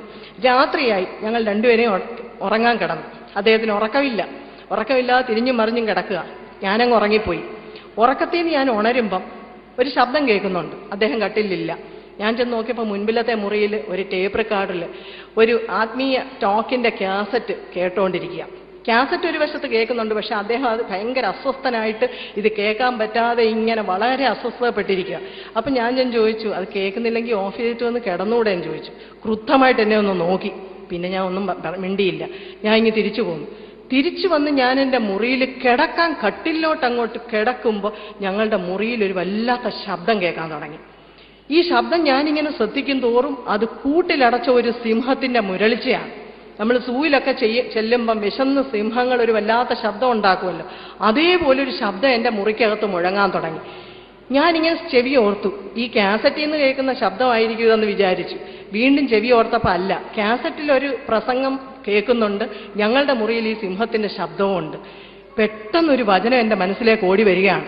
അവൻ അലറുന്ന സിംഹത്തെ പോലെ ആരെ വിഴുങ്ങേണ്ടു എന്നറിയാതെ വായും പിളർന്ന് നടക്കുകയാണ്. അയ്യോ, ഇത് പിശാചാന്ന് പറഞ്ഞ് ഞാൻ ചാടി എൻ്റെ കട്ടിലിൽ നിന്ന് അങ്ങോട്ട് എഴുന്നേറ്റപ്പോൾ കർത്താവിൻ്റെ സ്വരം വ്യക്തമായിട്ട് കേൾക്കും, നീ കിടക്കവിടെ എന്ന് പറഞ്ഞു.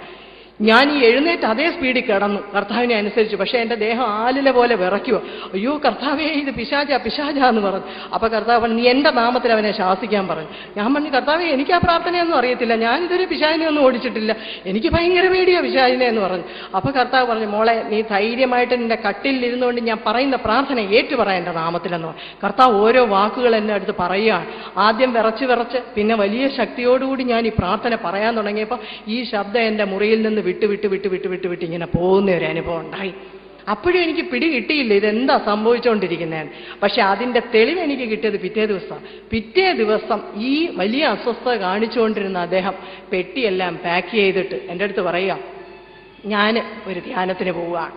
അപ്പോൾ ഡിവൈനിലേക്കൊന്നും അല്ല, വേറൊരു സ്ഥലത്തേക്ക് ഒരു സ്നേഹത്തിൻ്റെ അനുഭവം കിട്ടുന്ന ധ്യാനം, ദൈവത്തിൻ്റെ സ്നേഹം അനുഭവിക്കാൻ പറ്റുന്ന ഒരു ധ്യാനം. ആ ധ്യാനത്തിലേക്ക് പോവുകയാണെന്നും പറഞ്ഞ് പെട്ടി അടച്ചു വെച്ച് ദേഹം ഒറ്റ പോക്കങ്ങ് പോയി. ഒരാഴ്ച ദൈവസന്നിധിയിൽ ഇരുന്ന് ഞാൻ പ്രാർത്ഥിച്ചു, കർത്താവെ, നിനക്ക് ഇഷ്ടപ്പെട്ട രീതിയിലാക്കി ആ മകനെ തിരിച്ചു കൊണ്ടുവരണം കർത്താവെ.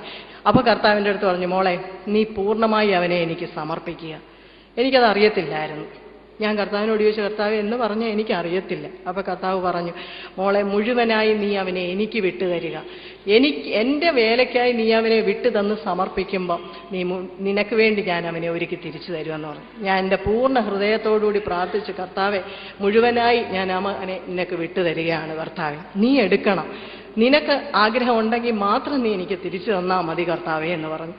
ആ ധ്യാനം കഴിഞ്ഞ് ഒരാഴ്ച കഴിഞ്ഞ് അദ്ദേഹം തിരിച്ചു വരുമ്പോൾ 13-14 വർഷത്തിന് മുമ്പ് എങ്ങനെയായിരുന്നു അതേപോലെയാണ് കർത്താവ് തിരിച്ചു കൊണ്ടുവന്നത്. അതൊരു 5 വർഷത്തിന് മുമ്പ്. ഞാൻ കർത്താവിനെ അറിഞ്ഞു കഴിഞ്ഞ് ഏകദേശം ഒരു 1.5 വർഷക്കാലത്തിന് ശേഷമാണ് അദ്ദേഹം കർത്താവിനെ അറിഞ്ഞത്. കർത്താവിൻ്റെ സ്നേഹത്തിൻ്റെ തീക്ഷ്ണത മനസ്സിലായപ്പോൾ ആ മകൻ ഇന്ന് കർത്താവിൻ്റെ മുമ്പിൽ സ്വന്തം ജീവിതം പൂർണ്ണമായി കർത്താവിന് വിട്ടുകൊടുത്തുകൊണ്ട് ജീവിക്കാനുള്ള കൃപ ഞങ്ങൾക്ക് തന്നു. അന്ന് മുതൽ ശരിക്കും പറഞ്ഞാൽ അത്ഭുതകരമായി ഞങ്ങളുടെ കുടുംബത്തിൻ്റെ അവസ്ഥ മാറാൻ തുടങ്ങി. അതുവരെ നഷ്ടപ്പെട്ടു പോയിരുന്ന കുടുംബനാഥൻ്റെ സ്ഥാനം, മദ്യപാനവും മയക്കുമരുന്നും കൊണ്ട് പിശാച് ബന്ധിച്ച് താഴെയാക്കി കിടത്തിയിരുന്ന അദ്ദേഹത്തിൻ്റെ സ്ഥാനം ഈ കഴിഞ്ഞ 5 വർഷങ്ങളിലൂടെ കർത്താവ് പുനഃസ്ഥാപിക്കുകയാണ്. എന്നെ തിരിച്ചൊരു ഭാര്യയുടെ സ്ഥാനത്തേക്ക്, ഒരു ഭാര്യയുടെ സ്ഥാനത്ത് നിന്ന് ഞാൻ പലപ്പോഴും ഭർത്താവിൻ്റെ അല്ലെങ്കിൽ ഒരു അച്ഛൻ്റെ റോളും കൂടെ കളിക്കേണ്ടി വന്നിരുന്നു. അതൊരിക്കലും കർത്താവിൻ്റെ നിയമത്തിന് വിരുദ്ധമാവാനല്ല, പക്ഷെ എന്നാലും കർത്താവ് സ്ഥാപിച്ച ഒരു കുടുംബത്തിലെ തിരിച്ച് ഒരു ഭർത്താവ്, ഭാര്യ, അച്ഛൻ, അമ്മ, മക്കൾ ആ സ്ഥാനത്തേക്ക് കൊണ്ടുവന്നു.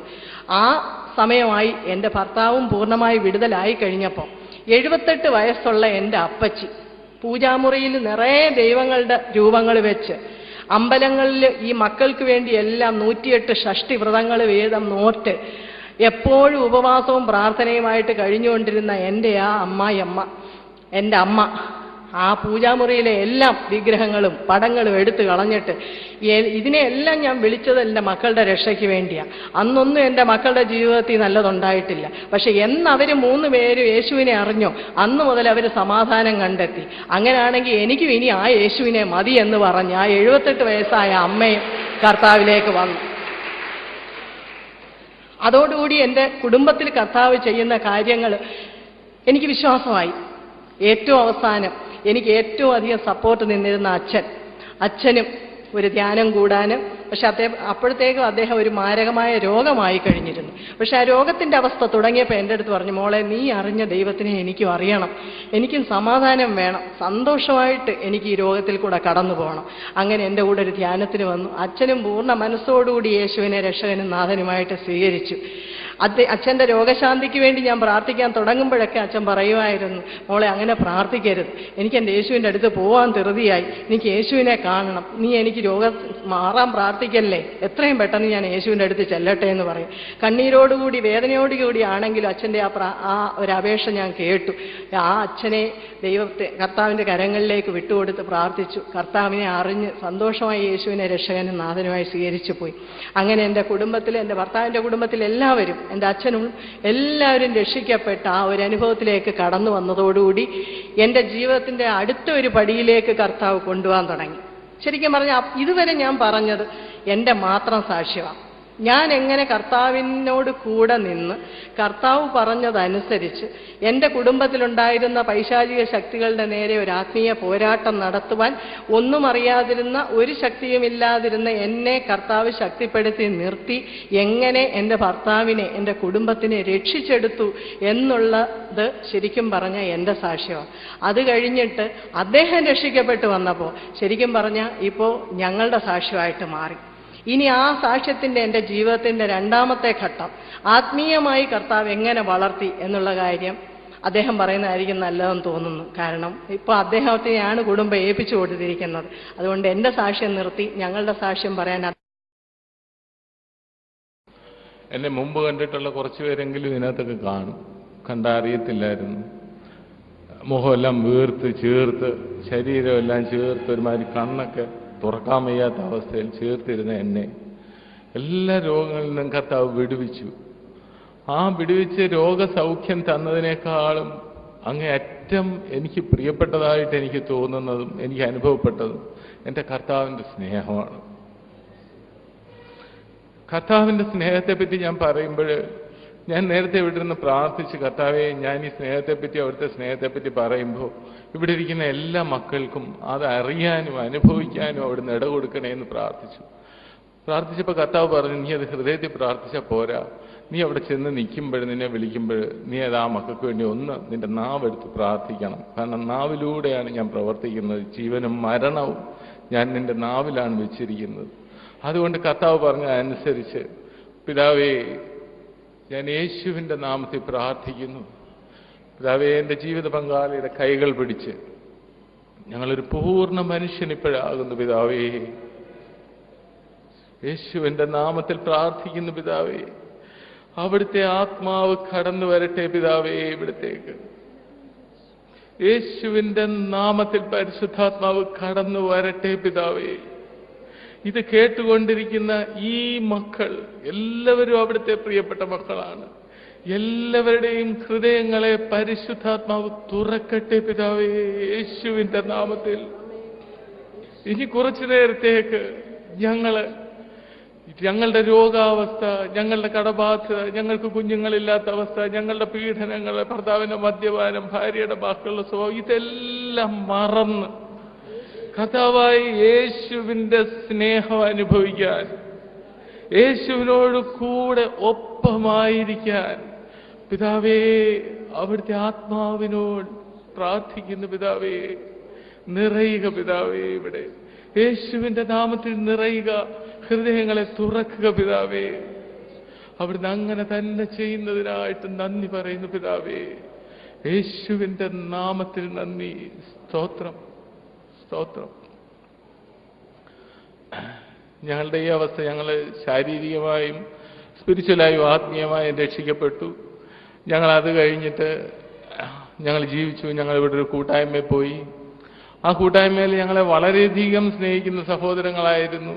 ഞങ്ങൾക്കും അങ്ങേയറ്റത്തെ സ്നേഹം ഉണ്ടായിരുന്നു എന്നല്ല, അത് ഇപ്പോഴും തുടരുന്നു. ആ സഹോദരങ്ങളെ ഞങ്ങൾക്ക് അങ്ങേയറ്റ സ്നേഹമാണ്, അവർക്ക് ഞങ്ങളെയും സ്നേഹമാണ്. ഞങ്ങൾ പോയിക്കൊണ്ടിരുന്നു, അവിടെ ചെറിയ ശുശ്രൂഷകളൊക്കെ ചെയ്തുകൊണ്ടിരുന്നു. ഈ കാലം കഴിഞ്ഞു കുറേ കാലം ഇങ്ങനെ നീണ്ടു പോയി. പ്രാർത്ഥനകളെല്ലാം അവിടുത്തെ രീതികളിൽ പ്രാർത്ഥിച്ചുകൊണ്ടിരുന്നു. അപ്പോൾ കർത്താവ് പതുക്കെ ഞങ്ങളുടെ ഹൃദയത്തിൽ, പ്രത്യേകിച്ച് എനിക്ക് തോന്നുന്നു എൻ്റെ ഹൃദയത്തിലാണെന്ന് ബോധ്യം തരാൻ തുടങ്ങി ഓരോരോ കാര്യങ്ങൾ. കാര്യം എനിക്ക് ശരിക്കും പറഞ്ഞു കഴിഞ്ഞാൽ കർത്താവിനെ ദൈവമായിട്ട് കാണാൻ പറ്റിയിട്ടില്ല. പറ്റല്ലേ എന്നുള്ളതാണ് കാര്യം. എന്താണെന്ന് ദൈവം എന്നുള്ള എൻ്റെ സങ്കല്പം, ഇത് സാക്ഷ്യമാണ്, ഞാൻ ആരും പഠിപ്പിക്കല്ല, എൻ്റെ സാക്ഷ്യമാണ്. എനിക്കെങ്ങനെ അനുഭവപ്പെട്ടു, ഞാൻ എങ്ങനെ കടന്നു പോകുന്നു, ആ വിധമാണ് പറയുന്നത്. ദൈവം എന്നുള്ളതൊക്കെ എൻ്റെ ഒരു സങ്കല്പം, ദൈവസങ്കല്പം, ഇതൊക്കെയാണ് കേട്ടിട്ടുള്ളത്. ഒരു സങ്കല്പം, ദൈവം എന്തോ ഒരു വലിയ ശക്തി എവിടെയൊക്കെയോ ഇരുന്ന് മനുഷ്യരെ ഭരിക്കുന്നു. സ്നേഹമാണെങ്കിൽ തന്നെ ദൈവം ഇങ്ങനെ സ്നേഹിക്കുന്ന എവിടെയോ ഇരുന്ന്.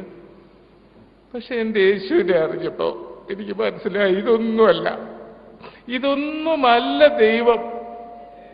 കുറെ നിയമങ്ങളും പാലിപ്പിച്ച്, കുറെ നിയമങ്ങളും പറഞ്ഞ്, നീ ആ വഴി പോയില്ലെങ്കിൽ നിന്നെ അത് ചെയ്യും, നീ ഈ വഴി പോകണം, നീ അങ്ങനെ പോകണം, ഇങ്ങനെ പോകണം. അല്ല, എൻ്റെ യേശു സ്നേഹമാണ്.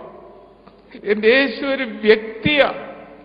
ആ വ്യക്തിയെ എനിക്ക് കാണാം, തൊടാം, അനുഭവിക്കാം, അറിയാം. ഇതൊന്നും കള്ളമല്ല, വെറുതെ ഉണ്ടാക്കി പറയുന്നതല്ല. പരിശുദ്ധാത്മാവാണ് സാക്ഷി. പരിശുദ്ധാത്മാവല്ലാതെ വേറെ ആരും എനിക്ക് സാക്ഷിയില്ല. ഞാൻ ഈ പറയുന്നതിന് ഒരു വ്യക്തിയായിട്ട് എനിക്കറിയാം ദൈവത്തിനെ, എനിക്ക് അനുഭവിക്കാം. ആ വ്യക്തിയുടെ സ്നേഹം കടന്നു വരുന്ന ചില സമയങ്ങളിൽ ഞാൻ വാവിട്ട് ചിലപ്പോൾ നിലവിളിക്കും. കർത്താവ് ഇപ്പൊ കയറിയതിന് മുമ്പ് തന്നെ പറഞ്ഞു, നീ നിന്നെ നിയന്ത്രണം വിടരുതെന്ന്. കർത്താവ് എന്നെ സഹായിക്കണേ. അപ്പോ കർത്താവ് ഓരോ നിമിഷവും അത് കഴിഞ്ഞ് ഇങ്ങനെ ഓരോന്ന് പറഞ്ഞു ഞാൻ പറഞ്ഞില്ല, ഞങ്ങളുടെ ജീവിതത്തിൽ കൂട്ടുകാരനാ ദൈവം. ഓരോന്ന് പറഞ്ഞ് പഠിപ്പിച്ച്, ആ വഴി മോനെ, ഈ വഴി പോ, ഇങ്ങനെ പോ, അങ്ങനെ പോ, ഇത് പോ, ഇങ്ങനെ പറഞ്ഞു പഠിപ്പിച്ചുകൊണ്ടിരിക്കും. അങ്ങനെ പഠിപ്പിച്ച് ഒരു സ്റ്റേജായി കഴിഞ്ഞപ്പോൾ കർത്താവ് പറഞ്ഞു, മോനെ സ്നാനം എന്ന് പറയുന്നത് ആവശ്യമാണ്. ഞാൻ ചോദിച്ചു, കർത്താവ് സ്നാനം എന്നൊക്കെ പറയുമ്പം എന്തുവാ അത്? ഞങ്ങളത് സ്നാനപ്പെടുവോ വല്ലതും ചെയ്യുവാണെങ്കിൽ അതൊരു പ്രത്യേക ഇതായിട്ട് മാറുമല്ലോ. കർത്താവ് ചോദിച്ചു, മോനെ നിങ്ങളുടെ അടുത്ത് എന്താ ഞാൻ പറഞ്ഞിട്ടുള്ളത്? അപ്പോഴാണ് ഞാൻ ഓർക്കുന്നത്, കർത്താവ് ഞങ്ങളുടെ കുടുംബത്തിൽ ആദ്യമായി വന്നു കഴിഞ്ഞിട്ട് ആദ്യമായിട്ടൊരു കാര്യം പറഞ്ഞു. മോളെ, എൻ്റെ ഭാര്യയുടെ അടുത്ത് പറയാം, മോളെ ഞാൻ മതം സ്ഥാപിക്കാൻ വന്നവനല്ല മോളെ. എനിക്കും ഇന്ന് കാണുന്ന എൻ്റെ പേരിൽ ഉണ്ടാക്കി വെച്ചിരിക്കുന്ന മതങ്ങൾക്കും തമ്മിൽ യാതൊരു ബന്ധവുമില്ല മോളെ. കർത്താവ് അവിടെ മതത്തെ പൊളിച്ചെഴുതുകയായിരുന്നു. കർത്താവ് പറഞ്ഞു, മോളെ ഞാനും നിങ്ങളുമായിട്ടുള്ള ബന്ധം അപ്പനും മക്കളുമായിട്ടുള്ള ബന്ധമാ. യേശുവും നിങ്ങളുമായിട്ടുള്ള ബന്ധം കൂട്ടുകാരായിട്ടുള്ള ബന്ധമാ. ഇതെല്ലാം ഞാൻ സാധിക്കുന്നത് എൻ്റെ ആത്മാവിലെ പരിശുദ്ധാത്മാവാണ് എല്ലാം നടത്തി തരുന്നത്. അവിടെ ദൈവത്തെ ഒരു പുതിയ കാഴ്ചപ്പാട്, ഒരു പുതിയ വഴി, പുതിയതല്ലത്, ദൈവ ഉദ്ദേശിച്ച പഴയ വഴി തന്നെയാണ്. പക്ഷെ അത് മനസ്സിലാക്കി തരുമായിരുന്നു ഹൃദയത്തിനൊരു തുറവി. ഞാൻ ചോദിച്ചു, കർത്താവേ അപ്പൊ ഈ സ്നാനം എന്ന് പറയുന്നുണ്ട് മോനെ, അത് മതത്തിൽ ചേരാനുള്ളതല്ല സ്നാനം. ഞാൻ ചോദിച്ചു, പിന്നെ എന്താ കർത്താവ് പഠിപ്പിക്കാൻ തുടങ്ങി. ശരിക്കും പറഞ്ഞാൽ കർത്താവ് പഠിപ്പിച്ചത് നിങ്ങളുടെ അടുത്ത് പറയാനായിട്ടാണ് ഞാൻ ഈ ബൈബിളും കണ്ണാടിയൊക്കെ എടുത്തോണ്ടെന്ന്, അല്ലെങ്കിൽ ഞാൻ സാധാരണ ഇത് സാക്ഷ്യം പറയുകയുള്ളായിരുന്നു. ജസ്റ്റ് ഞാനൊന്ന് പറഞ്ഞു കർത്താവ് പഠിപ്പിച്ച ആ ഒരു ലൈൻ മാത്രം. ഇതും സാക്ഷ്യത്തിന്റെ ഭാഗമാണ്, ടീച്ചിങ്ങിന്റെ ഭാഗം ഒരിക്കലുമല്ല. കാരണം എനിക്കതിന് കർത്താവ് ഇതുവരെ പറഞ്ഞിട്ടില്ല. അതുകൊണ്ട് ആദ്യമായിട്ട് കർത്താവ് എൻ്റെ അടുത്ത് പറഞ്ഞത് റോമർ 6:4 ആണ്, 6:3. യേശു ക്രിസ്തുവിനോട് ചേരുവാൻ സ്നാനമേറ്റവരായ നാം എല്ലാവരും അവന്റെ മരണത്തിൽ പങ്കാളികളാകുവാൻ സ്നാനമേറ്റിരിക്കുന്നുവെന്ന് നിങ്ങൾ അറിയുന്നില്ലയോ? ഞാൻ ചോദിച്ചു, എന്താ കർത്താവെ അത് പറഞ്ഞിരുന്നു? കർത്താവ് ഓരോ വചനഭാഗം എടുത്ത് കാണിച്ചിട്ടാണ് കർത്താവ് ഡിസ്ക്രൈബ് ചെയ്യുന്നത്. അവിടെ കർത്താവ് പറഞ്ഞു, മോനെ സ്നാനപ്പെടുക എന്ന് വെച്ചാൽ നീ മുങ്ങുമ്പോൾ എന്നോടുകൂടി മുങ്ങി നീ മരിക്കുന്നു.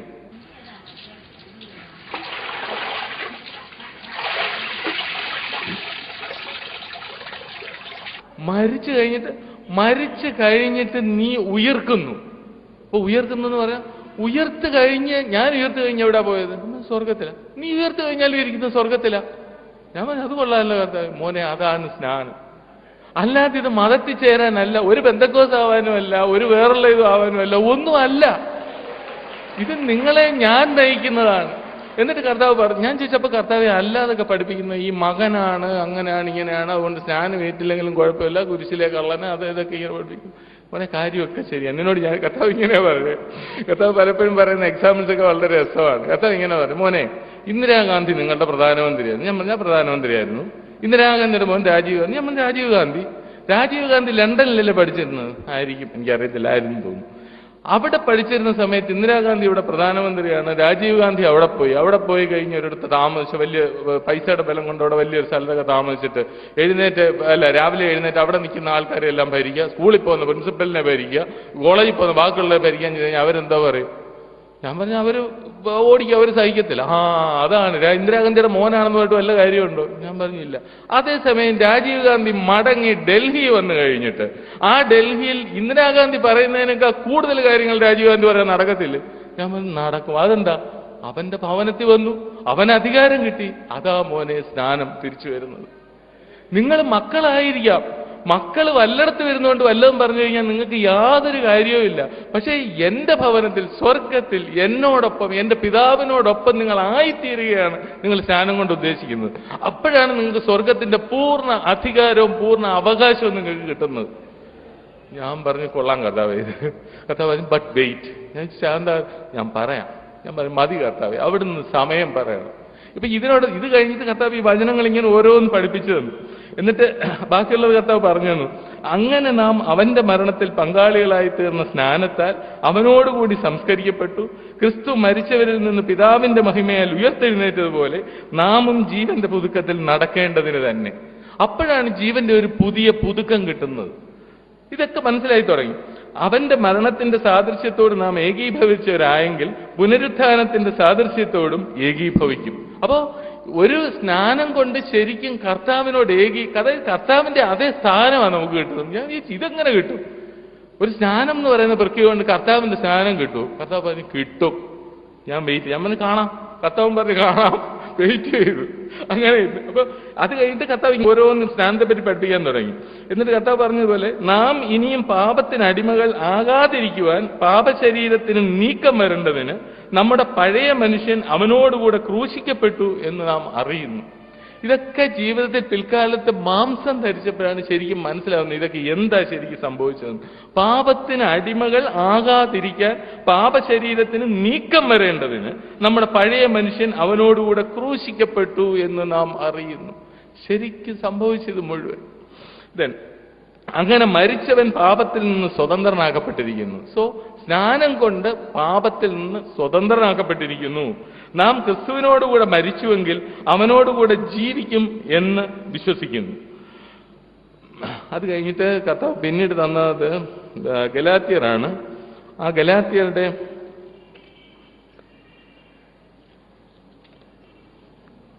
ഗലേഷ്യൻസ് 3:27-29 ക്രിസ്തുവിനോട് കൂടി ചേരുവാൻ സ്നാനമേറ്റിരിക്കുന്ന നിങ്ങൾ എല്ലാവരും ക്രിസ്തുവിനെ ധരിച്ചിരിക്കുന്നു. അതിൽ യഹൂദനും യവനനും എന്നില്ല, ദാസനും സ്വതന്ത്രനുമെന്നില്ല, സ്ത്രീയും പുരുഷനുമെന്നില്ല, നിങ്ങൾ എല്ലാവരും യേശുക്രിസ്തുവിൽ ഒന്നത്രേ. അപ്പൊ പിതാവ് വിഭാവനം ചെയ്യുന്ന ശരിക്കും പറഞ്ഞു കഴിഞ്ഞാൽ ഒരു ദൈവരാജ്യമാണ് ഈ സ്നാനത്തിലൂടെ യേശുവിൽ നമ്മൾ ചേരുന്നത്, ഒന്നായി തീരുന്നതുകൊണ്ട് നമുക്ക് കിട്ടുന്നതെന്ന് എനിക്ക് മനസ്സിലായി. ഇനി അത് കഴിഞ്ഞിട്ടാണ് കർത്താവ് വേറൊരു സംഗതി പറയുന്നത്, നിങ്ങൾ ക്രിസ്തുവിനുള്ളവർ ആകുന്നുവെങ്കിൽ അബ്രഹാമിന്റെ സന്തതിയും വാഗ്ദത്ത പ്രകാരം അവകാശികളും ആകുന്നു. സോ സ്വർഗത്തിന്റെ അധികാരവും അവകാശവും നമുക്ക് എങ്ങനെ വരുന്നു എന്നുള്ളത് കർത്താവ് ഈ വചനത്തിലൂടെ പഠിപ്പിച്ചു. അവസാനമായിട്ട് കർത്താവ് 1 പീറ്റർ അതും കൂടി പറഞ്ഞു തന്നായിരുന്നു. 1 പീറ്റർ 3:21, 1 പത്രോസ് 3:21 അതിനു മുമ്പ് 20 പറഞ്ഞു, അവരാകട്ടെ നോഹയുടെ കാലത്ത് പെട്ടകം പണിതപ്പോൾ ദീർഘക്ഷമയോടെ കാത്തിരുന്ന ദൈവത്തെ അനുസരിക്കാത്തവരായിരുന്നു. ആ പെട്ടകത്തിൽ ഉണ്ടായിരുന്ന ചുരുക്കം ചിലർ, അതായത് 8 പേർ മാത്രമേ വെള്ളത്തിൽ കൂടി രക്ഷ പ്രാപിച്ചുള്ളൂ. അത് സ്നാനത്തിനൊരു മുൻകുറിയാകുന്നു. എന്താണ് സ്നാനം എന്ന് കർത്താവ് അവിടെ വെളിപ്പെടുത്തി. അത് സ്നാനത്തിനൊരു മുൻകുറിയാകുന്നു.